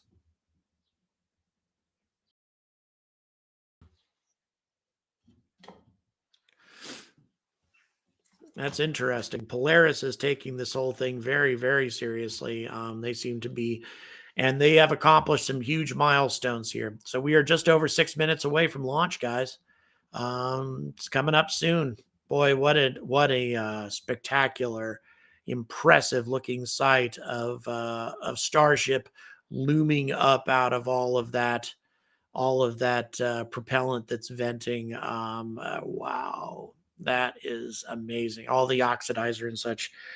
That's impressive stuff. Why didn't they put fins inside car fuel tanks to stop weight from shifting? Yeah, actually, they do have that in there. The baffles, as they are called, they do have baffles inside the fuel tanks. However, there's some question as to whether or not their baffles are big enough.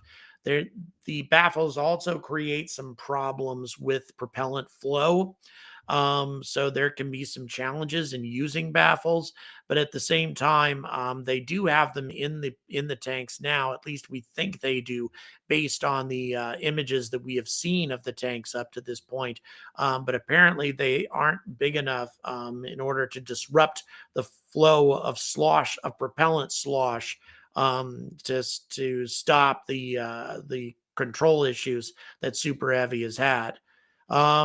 But that may change. We are less than 5 minutes away from the 4th flight of Starship. Each one of these test flights so incredibly important. Nearly 600 viewers right now. Please don't forget to like and subscribe. And also, please don't forget, I am going to be heading up to see my own historic moment up in Saxavord in the Shetland Islands to watch RFA1 go through static fire series, liftoff, etc. An amazing development of a blossoming spaceflight industry here in Europe. If you want to support that, all the details in the description. Patreon, PayPal, both of those incredibly helpful to me, or you can just super chat here. Either way, it's a big, big support.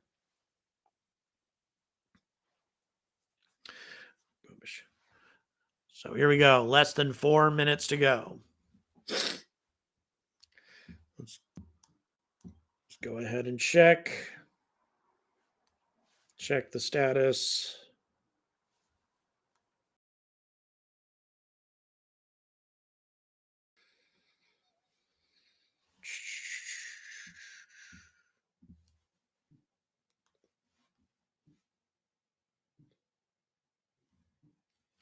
No problems, near as we can tell anyway.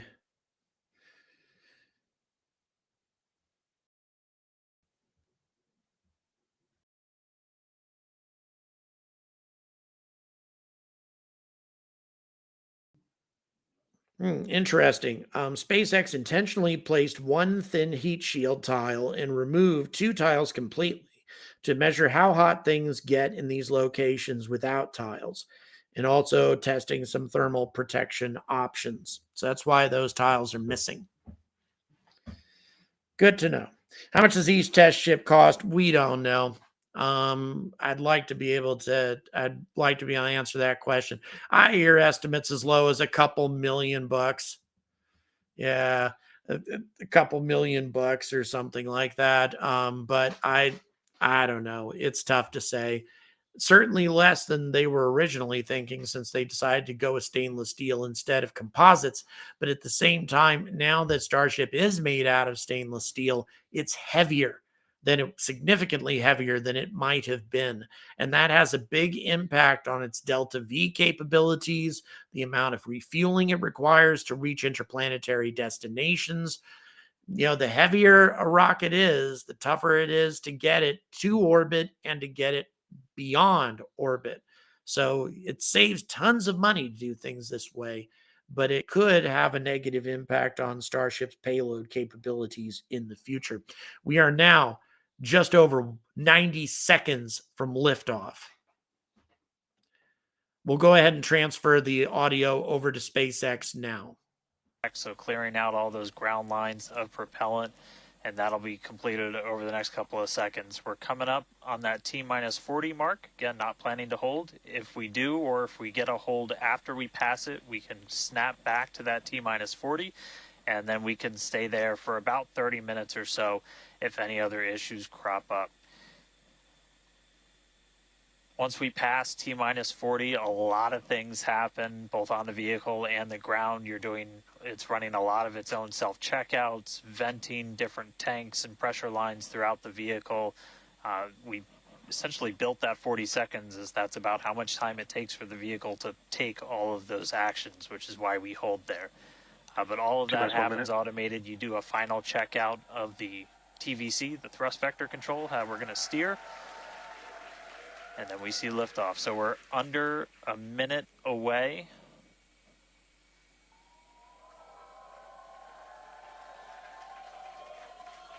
"45 seconds and counting. Good event, game met. All right, now as we close in, we are past the 40-second mark. So let's listen in.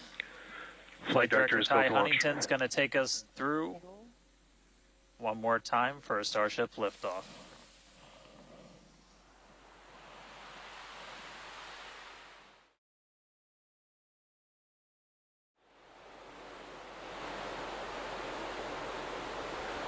Ten, 9, 8, 7, 6, 5, 4, 3, 2.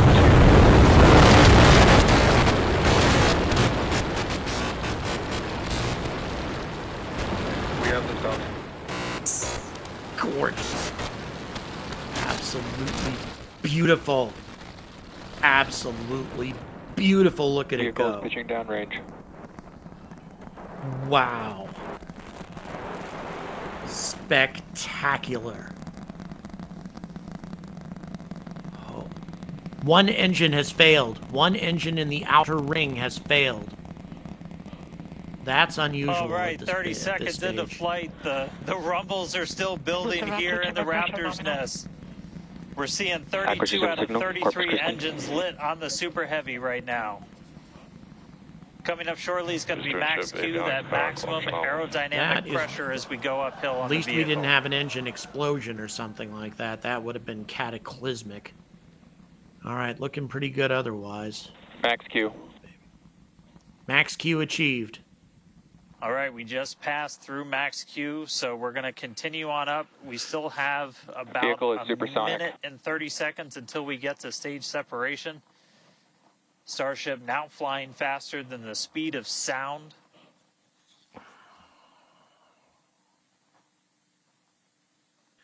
Hopefully that one so you got a couple engine of views. failure is nothing more than a fluke. Camera there, you're looking down from the top of the booster in the bottom left, and then a camera in the top flap of the ship looking back in the bottom right, so getting a couple of different looks as Starship heads uphill. Once we get the hot staging, a lot of things happen all at once, simultaneously. We're going to light the engines on the ship, starting with the RVACs first, and then the 3 center sea level engines before we're separated. All of that exhaust gets plumed out the side of the hot stage, and then the ship will separate itself. All but the 3 center engines on the booster are going to shut down, so the booster never stops its thrust while we go through this hot stage maneuver. Aside from that one engine failure, everything's looking quite good. Start heading back, and then the ship will be on its own power on its way to space. So that should be coming up in just about 30 seconds from now.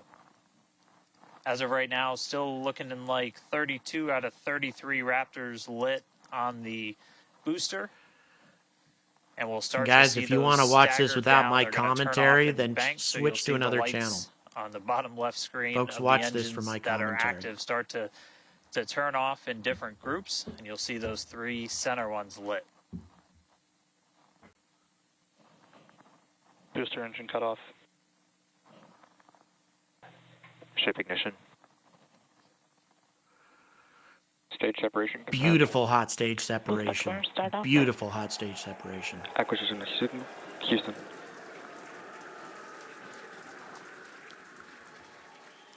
Hot stage confirmed. Ship under its own power. Booster boosting back. Looks like all 13 are lit.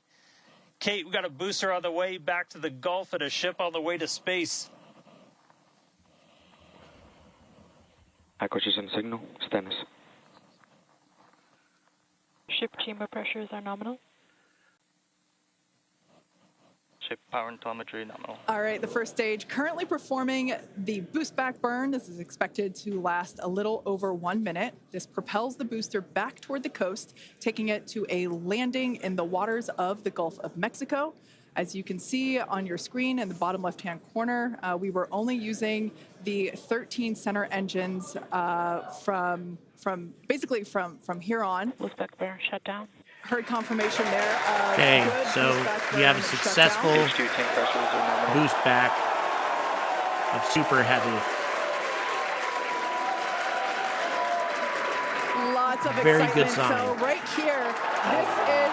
And there goes the jettisoning of the hot staging ring. What a magnificent shot. Hot stage. As we mentioned, this is a temporary fix to help reduce the weight of the booster. That was the Super Heavy incredible. booster. Future iterations will have a lighter weight integrated hot stage structure that won't need to be jettisoned. Now, after we jettison that hot stage, the booster will begin to attempt its water landing in the Gulf. In the meantime, the ship will coast for about 40 minutes or so up to an altitude of 214 kilometers. And after its coast phase, it will attempt a controlled reentry, including a flip maneuver and a landing burn just before splashing down in the Indian Ocean. But as a reminder, we are not attempting. Trajectory nominal. Good news there. Trajectory is looking good for the ship, which is on the right-hand side of your screen.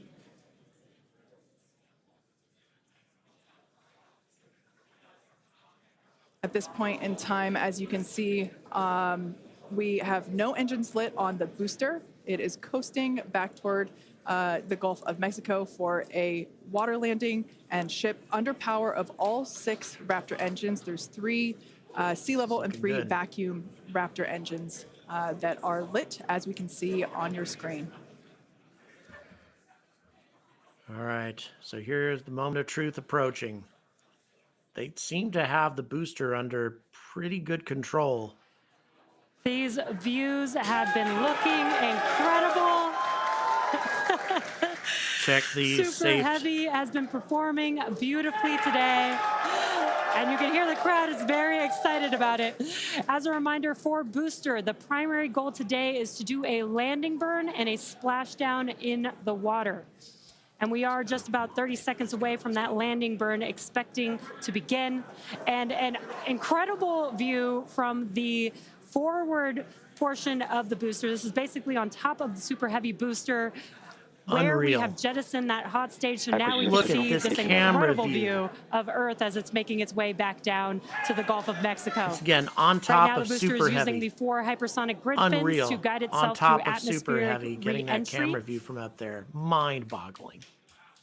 And we are expecting that landing burn here. All right, here we go, here we go, here we go. I don't see engines turning on yet. Come on.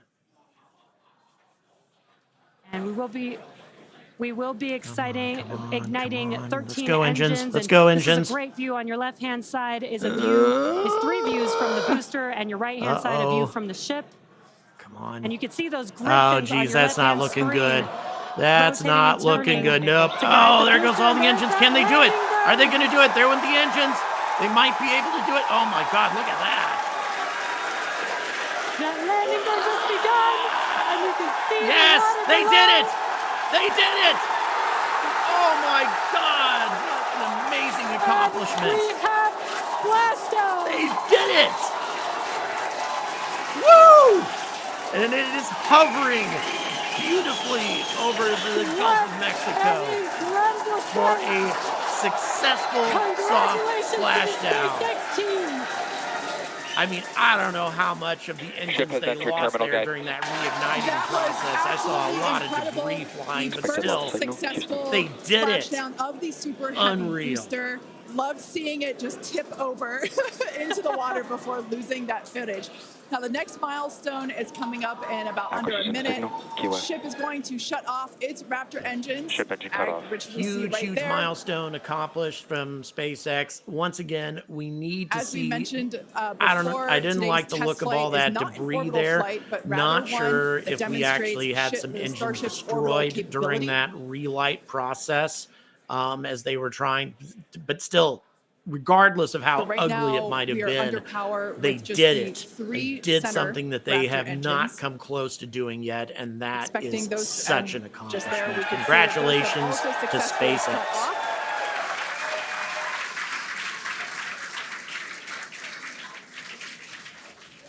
Ship FDS is saved.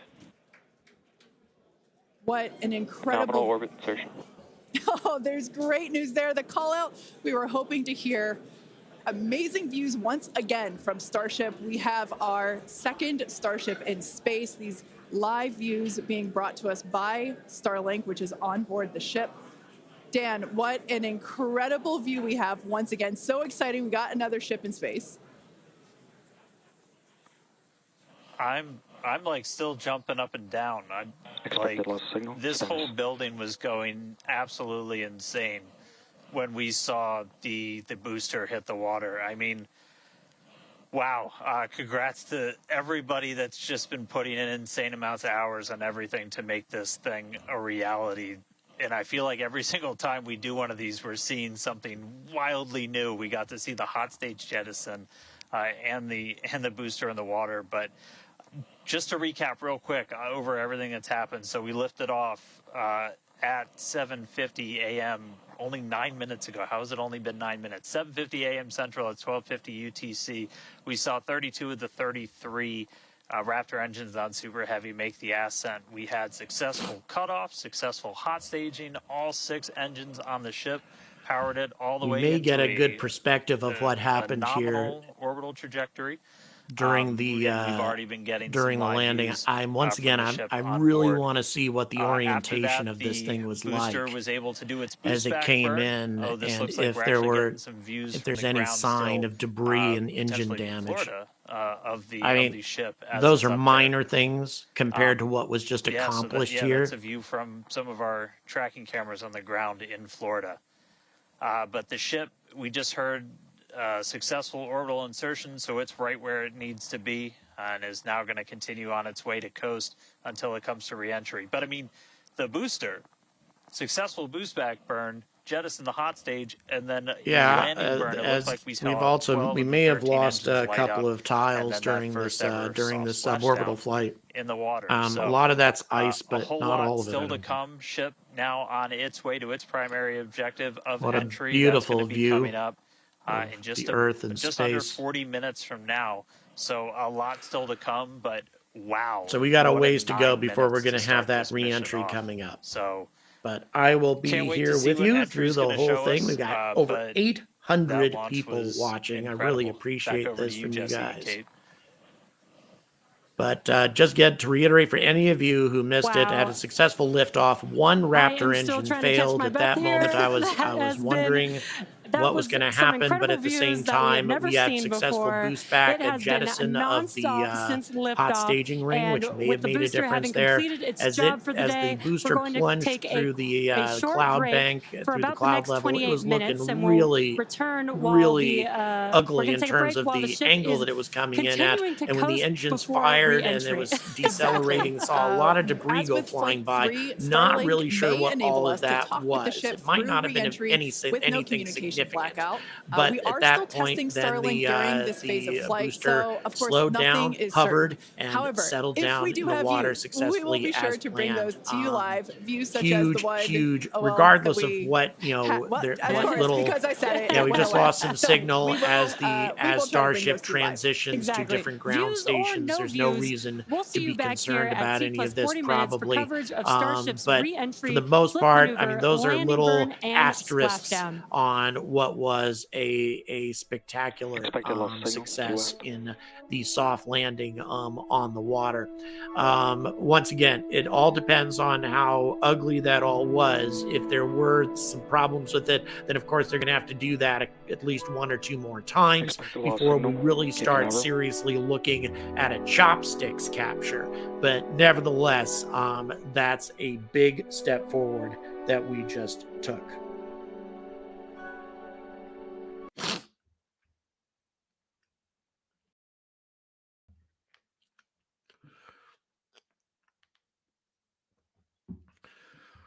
The Blue Danube isn't copyrighted, I don't think, but I suppose it's best not to take the chance. Blue Danube is like 2 centuries old, but nope, sure don't. So yeah, it's difficult to say once again, what the situation was with the booster landing. Falcon 9 booster landings always look really kind of wild and swinging around a bit before they finally stabilize. So it may have gone exactly as planned. I would say the orientation wasn't as troubling as as all that debris. That's the one thing I wonder what it actually was. And it may have just been insulation blowing off of the engines. That happens. In which case, Dex, thank you so much for the $10 Australian, your first ever super chat. Thanks so much for your support here. And as I say, guys, I've got my own launch to go to at the end of this month.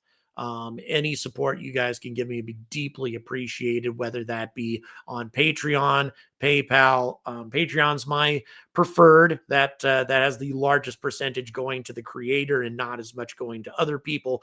But honestly, Patreon, PayPal, or super chats here, any of that is helpful. So I really appreciate everything that's been coming in thus far. We have over 840 people watching. Also, please don't forget to like and subscribe. That's a big one as well, guys. Please.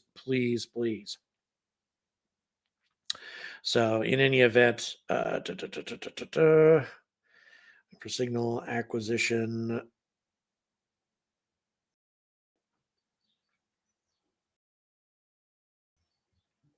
all right. Strauss is a team player. Yeah. Often the problem with Strauss as is sometimes if that particular performance was being done by a famous Philharmonic or something like that, you can get hit with copyright violations on it. Even though it's gone way past the point to where the actual content would be copyrighted. If it was, say, a London Symphony Orchestra or New York Philharmonic performance or something like that, that would unfortunately be a violation. So a copyright thing. So anyway.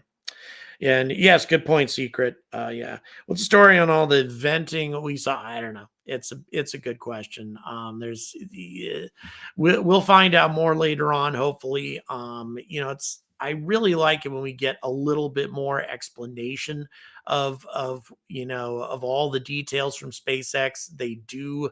They are opaque a lot of the time on some of the things, some of the particulars that happen with a flight until they've had a chance to fully investigate it. And that oftentimes takes weeks. But we're probably going to get some really, really good footage of everything that just happened. And that's an amazing thing right there. Boy, it's taken a while for us to get signal back. That's interesting. I didn't see that the last time. Transition between ground stations is a common thing.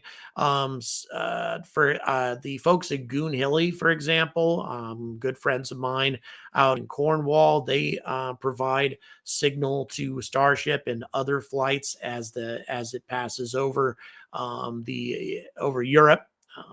Over Great Britain. So I'm kind of surprised that we haven't gotten new acquisition of signal. I guess we'll see what happens here. Fingers crossed. Fingers crossed. Hello, Simon from Austria, Österreich. Thank you very much for checking in with us today. While we're at it, I'm going to do a little bit of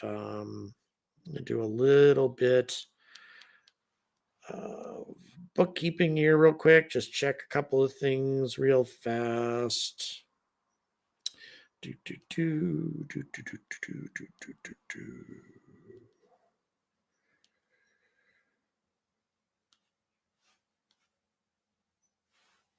I would like to thank our latest Patreon supporter, Paul O'Driscoll.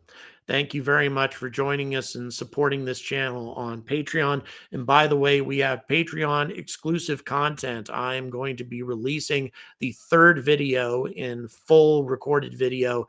This one about the Mach effect thruster, propellantless thruster, and that will be released in the next 24 hours for Patreon supporters. So really appreciate you joining our growing Patreon family. By the way, all the details on how to support us on Patreon are there in the description. And let's go have a look at one more spot to see if we... In the meantime, we're going to go ahead and check in with various news sources to check on the status of Starship and where we're currently sitting.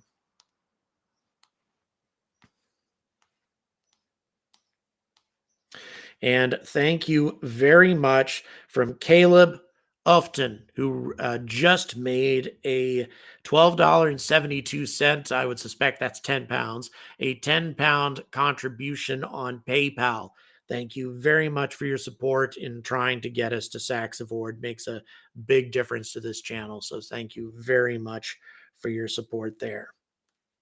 Now let's go ahead and by the way, once again, all in the description if you want to support this Saxavord trip to see the first ever vertical orbital launch from Western Europe commercial. That is from a big rocket as opposed to a sounding rocket. All righty, let's go ahead and check on the status of Starship right now. Let's see if we can check the most recent update. I'm kind of surprised that we still don't have an acquisition of signal.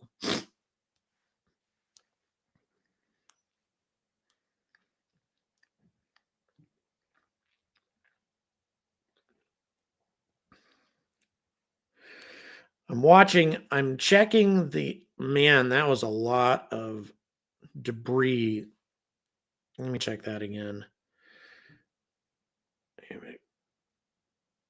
Yeah, a lot of debris came off the engines during that final boost back that happened just a moment ago. I'm going to go ahead and share this actually. I'm sure a lot of you have seen it already anyway, but I'm going to go ahead and share this footage for you guys in the chat so you can have a quick look at it. There you go. And that is SpaceX's recording of what took place during that during that flyback, or during the soft landing.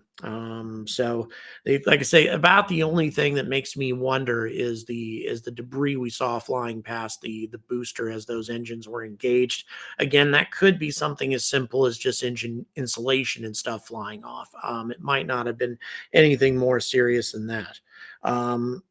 And of course, the only reason that that's significant is if there was damage to the booster or to the engines. You certainly wouldn't want to try to do a chopsticks capture under those circumstances. So we're probably going to need at least a couple more ocean landings before we try to move forward with a chopsticks capture. But no matter how you slice it, I mean, again, those are small asterisks on a big accomplishment, really big. Over 900 people, over 900 viewers right now. God, you guys are amazing. Thank you so much for checking in. Please don't forget that we're going to have forget to like and subscribe. Stay tuned because we got the re-entry coming up, assuming that we get an acquisition of signal. Again, this is a little curious that it's been this long, because it certainly didn't take this long the last time. It could be that maybe they don't. There may be just a malfunction with the Starlink connection on Starship itself.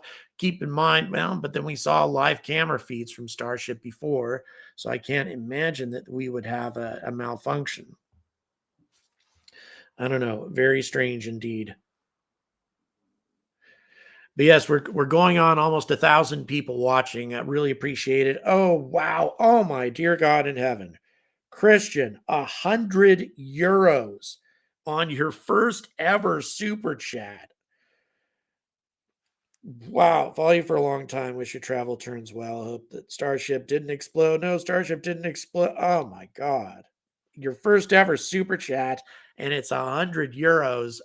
You're making my head spin.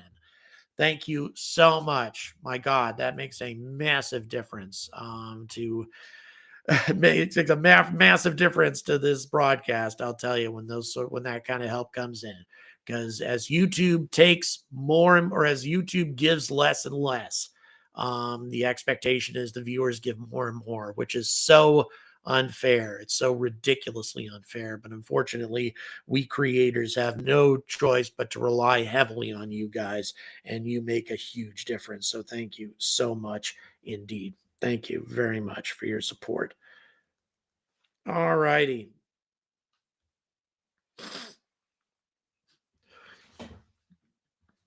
Bear with me. I'm going to go ahead and take a quick break, and I will be right back. We ready, producer? Yes, please.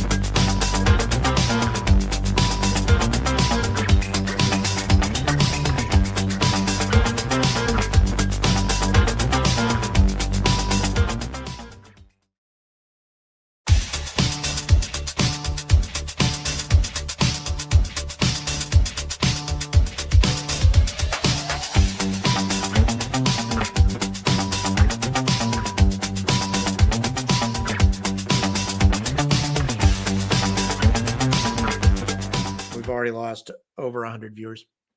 Hey guys, I'm back. We get lots of abandonment anytime I go away, so just had to take a quick break, clear out my sinuses. Sandra, thank you so much for the $5 New Zealand. Really appreciate it. Sandra in space, your first ever super chat on a live stream. That's 2 straight super chats, first ever. I am So deeply grateful for that. Thank you so much. This support makes a big, big difference, as I said before, to my ability to go to Saxavord. And also, this time I need to bring my cameraman, my producer, another space nut, also known as ASN. I need to bring him with me because any coverage that I try to do of launches where I'm doing it all by myself, it just invariably turns out to be a disaster. I really need to have a cameraman with me. So to take both of us up to Saxavord, it's going to cost about $950 overall. It's a pricey endeavor, but at the same time, all the support that we can get makes a huge difference, whether it be here, Patreon, PayPal, and as I say, it's a decent sized rocket. It's triple the size of the Rocket Lab Electron, and also we're going to be watching it from pretty close up. So that should be pretty neat, very exciting. And by the way, RFA1 is carrying up paying customers. So that should be kind of cool as well. So what do we have here? Let's go ahead and check the current status. According to Elon, we're supposed to be getting getting this back soon. We're supposed to be getting camera feed very soon. This isn't any sort of this isn't unexpected. So we should get acquisition of signal in less than 10 minutes.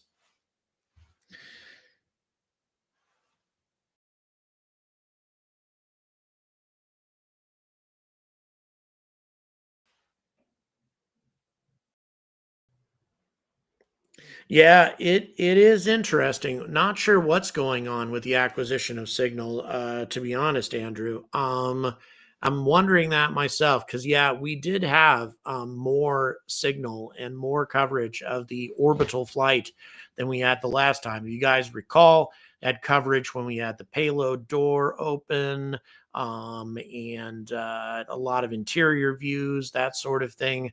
They just may not have put as much emphasis on it this time, or we could have a malfunction of the Starlink transmitter.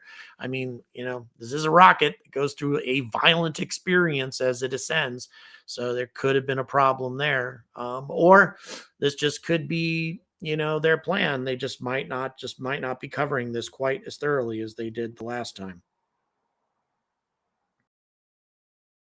Yeah, keep in mind also that with Starlink, they should be able to maintain their signal for the most part. But also, if we're talking about ground stations here, SpaceX needs to establish a contract with each and every ground station that they're passing over in order to maintain ongoing communication.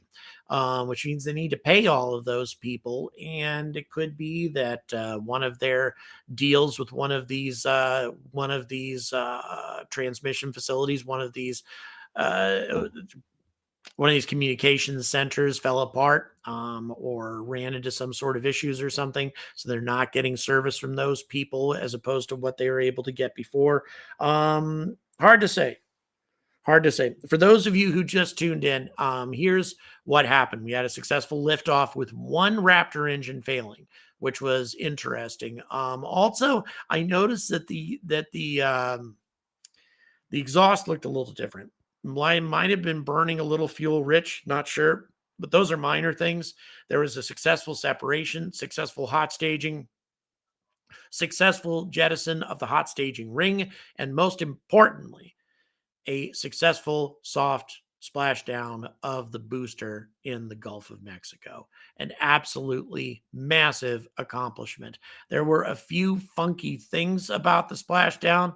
When the engines were engaged, it would appear that we had debris flying past the booster as if perhaps there might have been damage to one of the engines, or one of the engines may have blown up, something like that. But I don't know, hard to say. But for the most part, everything seemed to have gone very well. So a huge step forward for SpaceX. It's at the moment of this reentry process that we are going to see just how how big of a step forward SpaceX took today. There's no question that they took a step forward. The big question is how big of a step forward did they take? How far down is the orbiter going to get?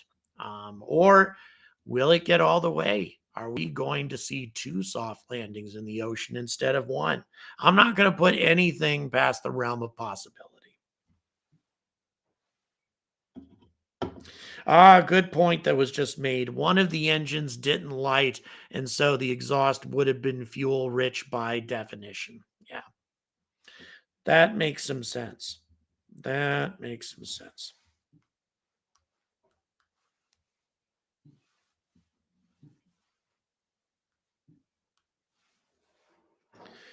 So, of course, Elon providing us with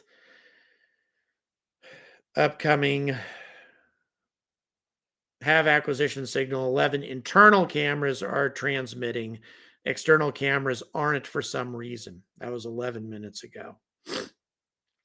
So it seems that they have signal and their internal cameras are providing access, but they may be having some problems with the external cameras this time. That would be disappointing if we just all we can do is stare at this thing the entire time. We are now past 32 minutes post-launch. We don't have a whole lot of time left before the re-entry is going to start. And we have 8 minutes until the commencement of re-entry. So clearly the external cameras are experiencing a technical problem. We definitely should have had signal from those at this point. However, according to Elon Musk, the internal cameras are communicating just fine. So the ship is okay. Just unfortunately, our experience of the re-entry may be anticlimactic if they can't get those cameras back. We may see is just a bunch of numbers and nothing else, which would be a big letdown compared to how things have been in the past with SpaceX. But then again, we are seriously spoiled at this point by SpaceX coverage. By the way, guys, make sure that you stay tuned in. I have a video being released immediately following this Starship coverage. Just a brief bulletin about the state of Starliner and the leaks. The Starliner has sprung several leaks now, helium leaks. So the update will be about how serious that situation is for that deeply troubled spacecraft. So yeah, we are not far away from re-entry. About 6 minutes, a little bit more than 6 minutes maybe at this point. And we still don't have exterior cameras. Again, that's disappointing. But it is what it is. If we can't get them back, we can't get them back. In which case, it may be, and that could be unfortunate too, though, is that if we don't get exterior cameras, then you don't get to visually see what's happening to the ship. It means SpaceX may not be able to see what's happening visually to the ship. Now, of course, all the telemetry, all the sensors, that's going to give a huge amount of information, but it's not going to give all the information. It would be nice if they can get the cameras back, but they may not be able to. We shall see. And yes, very good point. We had to watch Apollo launches either in a segment of the 6 o'clock news, 10 o'clock news, the next morning's newspaper. So yeah, we have an altitude of still 180 kilometers and slowly descending, which is to be expected for a re-entry. Just unfortunately, it is unfortunate to not have any sort of visuals here. That's a bit frustrating, but it is what it is. Space is hard, and making cameras work in space is also hard. But we'll be able to tell, at least from some of the telemetry information, as to what is happening. But unfortunately, we won't know for sure until SpaceX tells us more. So let's see if we can get an update. What is the current status?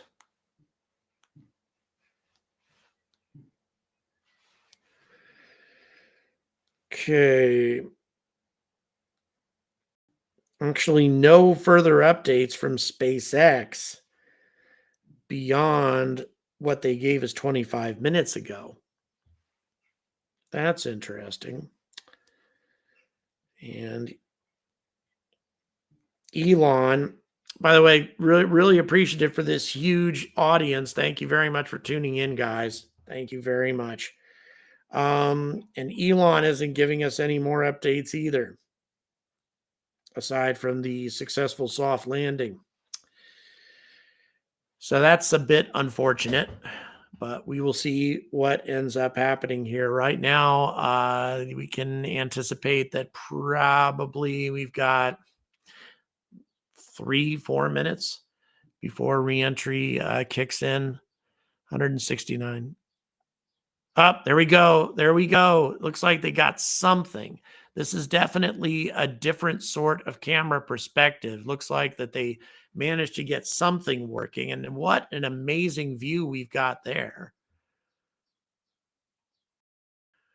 What? Oh, yeah. What? What an amazing view of our planet. Trying to get a perspective on where we are. Are we looking at, I don't think we're looking at Italy. I think we're too far along for that. I can't really tell where that is geographically. But in any event, gorgeous. Gorgeous. Although, unfortunately, we're not getting a perspective view, at least not yet, of what Starship looks like during the reentry process. We're not going to see how the rocket is oriented heat shield wise towards the Earth with these cameras, but at least we got a camera, and that's a good thing. Okay, now as you see, the orientation of Starship is changing to where it's going to be presenting its heat shield to the atmosphere. So all of this seems to be going as planned. Once again, to be clear, we had a successful liftoff, only one engine failing. The boost back was successful. There was and the soft landing in the Gulf of Mexico. The only footnote I can put on that is there might have been some engine damage. It looked a little ugly when they fired up those engines again, but nevertheless, it was a successful boost back and soft landing in the Gulf of Mexico. Huge step forward taken today by SpaceX, regardless of what happens with this re-entry. But yes, the orientation of Starship, they seem to have very good control of it. And we are at the point to where we're going to start hitting the upper layers of the atmosphere. We're very close to passing. Well, we're not quite we're not at the Kármán line yet, but getting there. And Starship should begin its descent towards the Indian Ocean here very, very soon.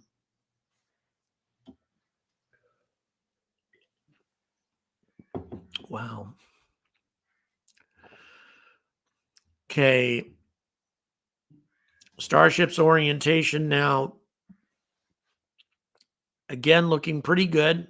Looking, I think the way is about a little bit more steep than a 45-degree angle. As it approaches the atmosphere.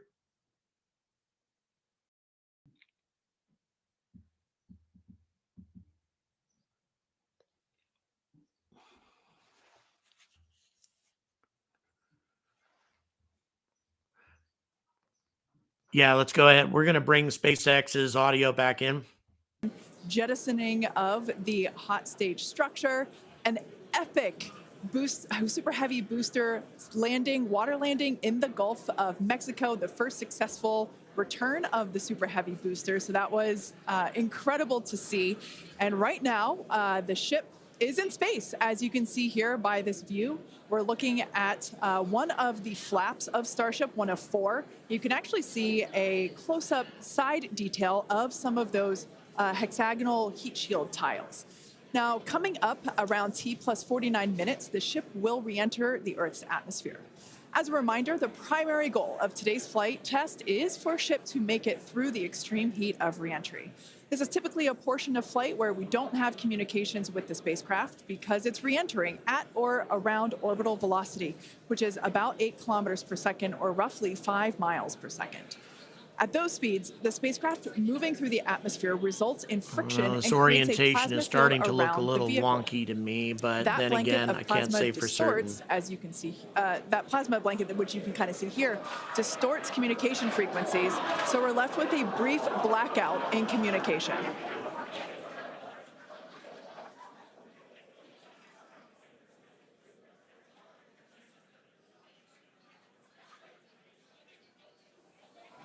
Okay, I don't know if we have a blackout of communication, and that's why they're showing us this that's right, Kate. And Starlink's animation. what's really allowing us to capture as much data as possible, especially through this re-entry. Updated animation, landing burn. I hope we get to see it for real today. But these live views that we're getting now and we're going to continue to get are through Starlink. That's going to allow us to get as much data as possible, which we've said it before, we're going to say it 9,000 times. The data is the payload on these flights. So as much as we can learn, that's just going to pay dividends on all of our future flights and help us get Starship to an operational phase. Re-entry, obviously a really critical phase of the flight, and it's the one that we're now most focused on cracking to get us closer to that full reusability. Starlink is going to be able to send us data back all the way through re-entry. We've done some additional testing, and we're expecting to be able to get data from Starlink thanks to its high beautiful. frequency, There we go. the orientation They got and that. everything of Oh, that's Starship, gorgeous. all the Thank way God through they got re-entry, that and view then back. got a That new is view so here. beautiful. We have 2 external views. We had this one on flight through. We've All got right, let's 2 see for how this this one. looks. And we're going to continue adding views. Still not as we really hitting continue the upper to layers of the evolve atmosphere Starship. to Again, where this they can is- start This heating is an just yet, but experimental we're going to be vehicle. there Believe really me, soon. I want as many camera views as you all do. So huge shout out to the AVI and the software teams and everybody that's been working with us. We're getting more cameras on Starship, not just because it looks cool, but this provides an incredible insight into re-entry, which is, historically a really tough window to look Starship is through. approaching Okay. The physics of re-entry are insanely Boy, intense. look at that.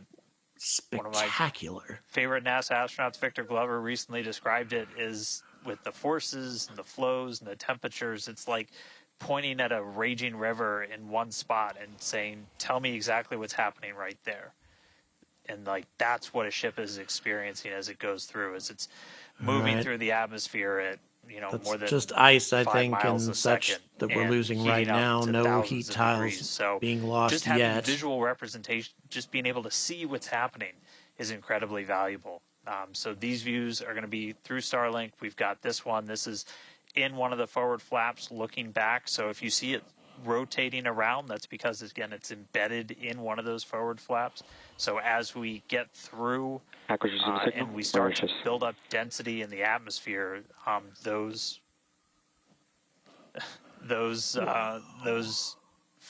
view is going to move around as the flap does. And then the other one we had a little bit earlier is looking at one of the other forward flaps on the other side. Eventually, we're going to keep adding more cameras to Starship, get a couple of different views from the outside of all the different areas, and then also eventually to Okay, be able to guys, see so payloads Starship once they're now deployed. re-entering So a lot over the more exciting Indian stuff coming Ocean. up in the We'll see future. how But well it does here, but right now huge we're accomplishment getting closer already. to re-entry. Again, we're going to be Ship's moving starting at to heat at this hypersonic point. You speeds, can start more to than see the 5 glow times the speed of sound. as We're it gonna hits see the that upper plasma layers start of to the build. atmosphere. So, It's starting Kate, to Jesse, heat that. excitement coming up. The heat shield is As starting you to can take. see with that view on your screen again, And high you know def what? I brought to didn't us see by as many Starlink. tiles You can see lost. the plasma beginning Things to look build pretty good. as the ship Starship is getting closer to the Earth's atmosphere. Let's now, see. Let's talk a little bit about how Starship will survive re-entry, hopefully, and control itself. Exactly. We've been talking about this entire flight test. There's 18,000 hexagonal ceramic tiles surrounding the bottom portion or the Earth-facing side of the ship. Through 100 kilometers altitude, good attitude for entry. Great call-outs there. The attitude now, is during atmospheric good. re-entry, the vehicle is going to see temperatures as high as 2,600 degrees Fahrenheit or over 1,400 degrees Celsius. Once again, so we already had a successful soft landing of the vehicle from this so extreme already heat. this is a step and forward. The flaps but will man, help control it. what now, a huge accomplishment this will be if they can execute a soft landing in the Indian Ocean with this thing. So that is a great Still a long sign, ways right? from that, but it's looking a lot better than it did the last time. All right. All right, guys. So we've cut off I can still hear what SpaceX is saying, but we just got my commentary coming in. The orientation of Starship towards the atmosphere looks very good. The heat shield seems to be taking the punishment of this re-entry very, very effectively. At the moment, this is looking really good. This is looking very much under control. This is looking really stable. Comparatively speaking, we're not getting the kind of crazy heating that we had on various types of the sides of the ship, on the nose, that sort of thing that we had like the last time. It is looking really, I'm feeling a lot more optimistic about this one. It's looking good. Once again, keep in mind, if we have a successful soft landing in the Indian Ocean, that means that this flight has been carried out, near as we can tell, without a mishap, which means no FAA mishap investigation required. That will change everything in terms of how fast the next rocket can launch. So that's very impressive so far.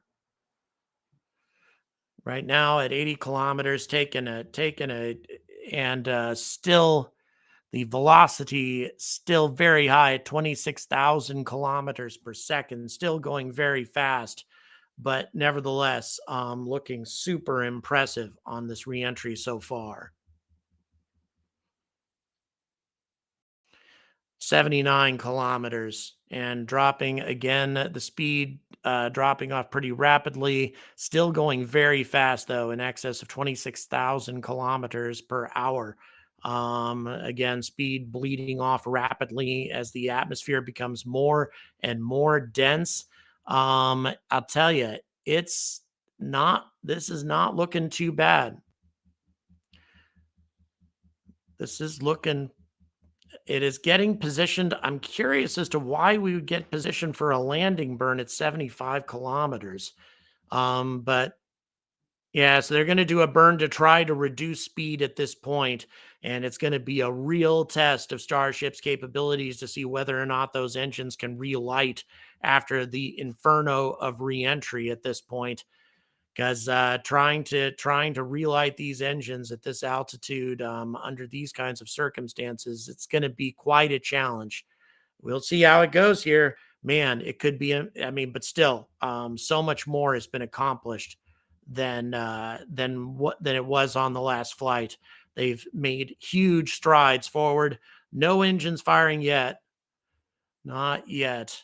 We are now almost at 70 kilometers. Speed is still in excess of 26,000 kilometers per second, or per hour, right? Not per second. Dear God, we'd be looking at relativistic speeds if we were doing that.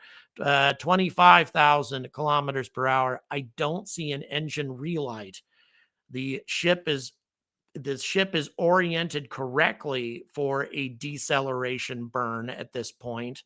However, here we go. Now it's dropping off quite a bit at this point from the atmosphere, but I don't see any evidence that the engines are firing again, as they should.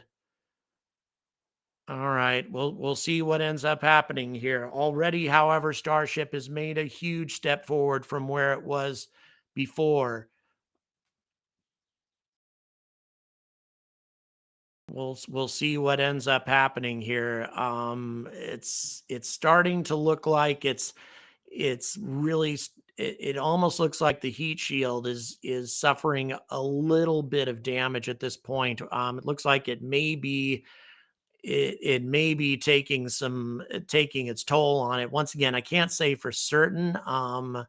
But there does seem to be, again, I'm just guessing here, but it looks like the heat shield may be taking some punishment at this point. We are now at 68 kilometers and the speed is dropping off rapidly, but still this rocket is traveling in excess of 24,000 kilometers per hour at an altitude of only 68 kilometers. That is insane. This thing is zooming across the skies over the Indian Ocean at a pretty low altitude. I mean, we're well below the Kármán line right now, and this thing is still at a velocity in excess of 20,000 kilometers per hour. At this stage, I think, once again, I'm just guessing, we would have expected a deceleration burn, especially given how Starship is oriented for that sort of thing, to try to get this speed under control. However, I don't see any evidence that the engines have relit. And now we are down to approaching 65 kilometers in altitude with a speed that's still in excess of 23,000 kilometers per hour. And once again, I'm no expert, but that seems way too fast for this altitude. So it kind of makes me wonder if the reentry is going as nominally as it was before.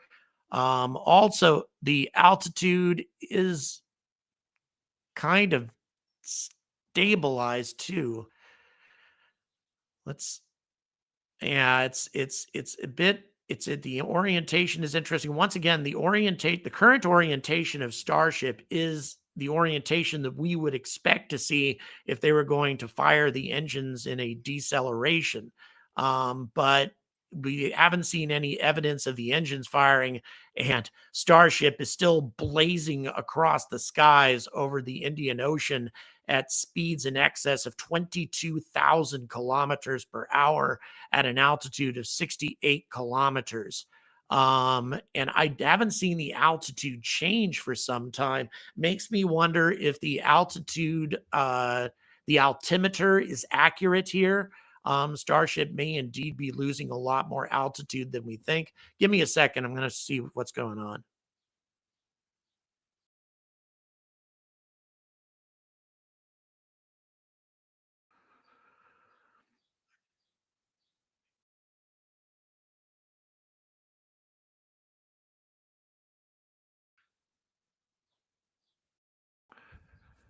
Oh, wow. Look at that.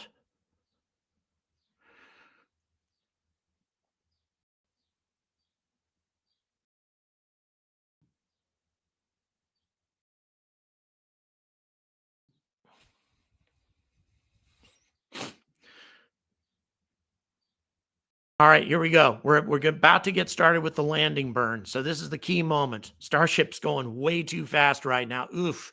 And that, I'll tell you, that burn is looking nasty on the heat shield right now. I'm not sure. It's starting, you can see it on the nose and things now. Doesn't look quite as good as one would hope at this point. This thing is blasting across the skies of over the Indian Ocean at over 20,000 kilometers per hour, and a burning missile. I can't imagine how spectacular this thing must look in the skies over the Indian Ocean right now. It must be just like a meteor of epic proportions to see this thing at this moment over the Indian Ocean. My God, I wonder if anybody's there taking advantage of this filming opportunity. Once again, we are seeing no evidence of a burn from the engines, and Chihuahua, that heat shield is looking like it's starting to take some really nasty punishment. These blue flames leaping off of it. Yeah, I don't know. We'll see. Oof. Wow. And now we are starting to see orientation begin to shift a bit, maybe it could be the camera, though. It might not be the rocket itself, but this is starting to look like it was the last time. But we are at 60 kilometers at this point. And the cameras are still functioning, and Starship is still visible, but still traveling at over 19,000 kilometers per hour. Velocity dropping radically at this point. But now Starship is traveling at nearly the maximum altitude of some high altitude fighter planes, like the SR-71 Blackbird can almost attain altitudes like this. Starship is really hitting some big time atmospheric density at the moment. The heat shield and just about everything else taking an enormous amount of punishment. No evidence of a deceleration burn yet, and I would be shocked if they have any control of these engines at this point, given the damage, given what this ship is going through at the moment. But who knows? Who knows? I mean, we've seen some miracles already today, so they may be able to pull this off. Dear Lord, 57 kilometers, well below the Kármán line, still at a speed of over 17,000 kilometers per hour. Again, God, I wish I could see this thing in the sky right now. Man, it would be incredible. What a view that would be. So we'll see here. Drop below. Still no evidence of any engines firing. This thing looks like it is just a ball of flames currently, and what a testament to the Starlink cameras for still being functional after this. You can see now the heat is burning straight through the flaps. You can see now the flaps are starting to, the structural integrity of the flaps appear to be failing at this point. I would be shocked if that flap lasts more than another minute. Oh man, huge pieces of the flap starting to detach.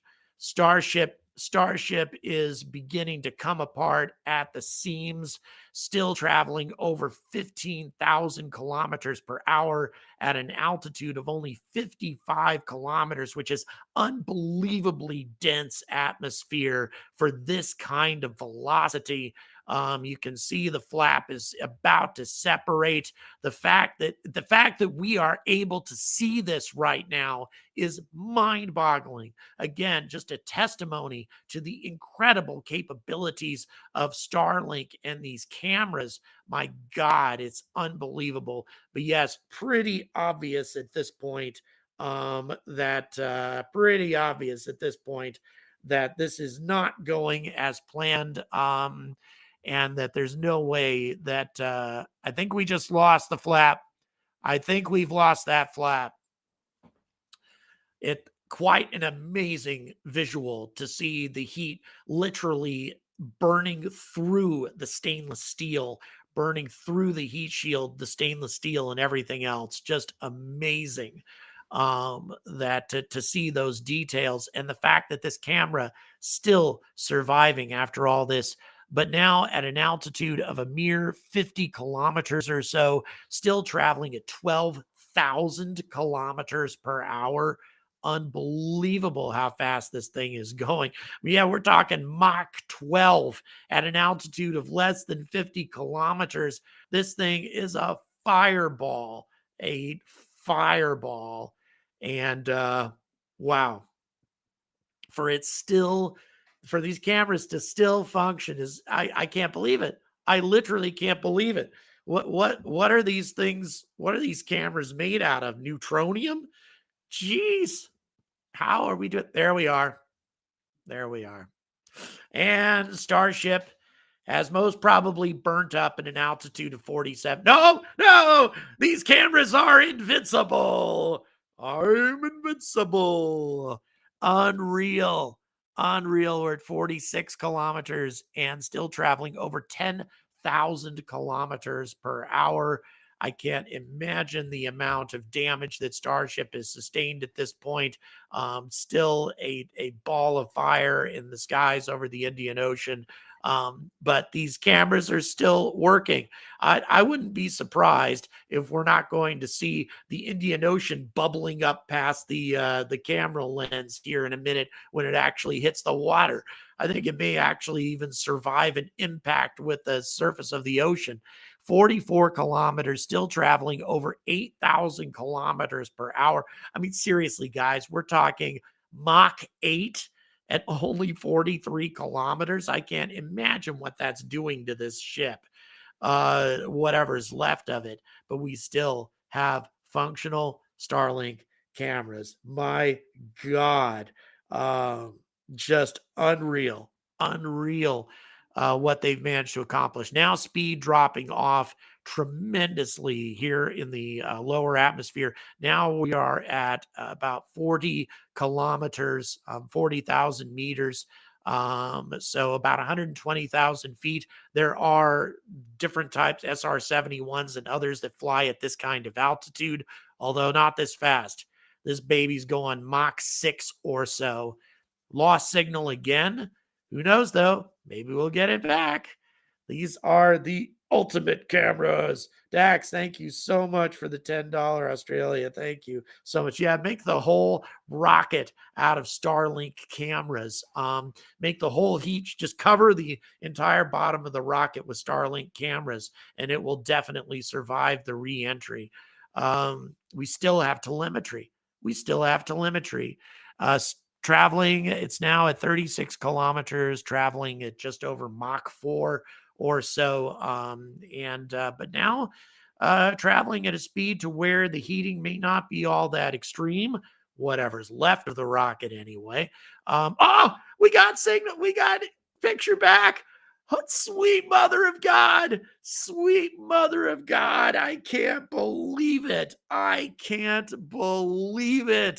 These cameras are invincible. They're made out of Captain America's shield or something like that.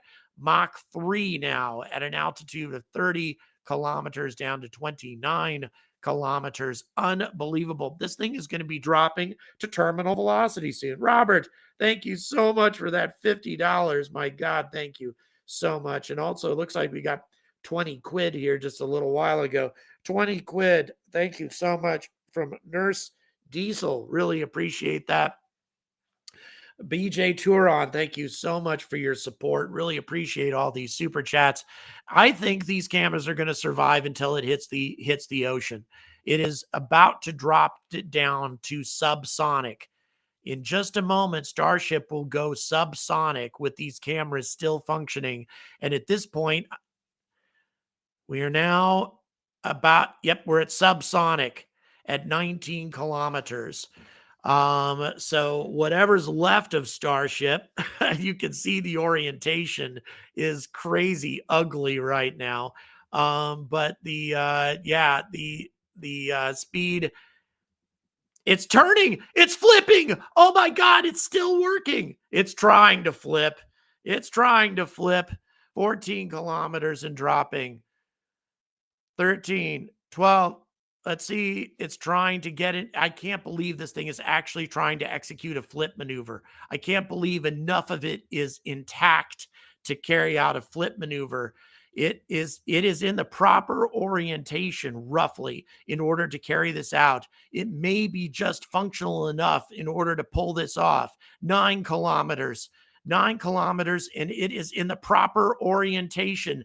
Unbelievable. Whatever is left of this rocket is still intact enough to be able to attempt this. 7 kilometers. Oh my God. Unreal. It may be able to pull it off. Remember, it gets down to about 1 kilometer or so. That's when it's going to attempt it. God, look at the horrible state of that flap, though. God, for it to even be halfway aerodynamic at this point is a miracle. 5 kilometers. 4.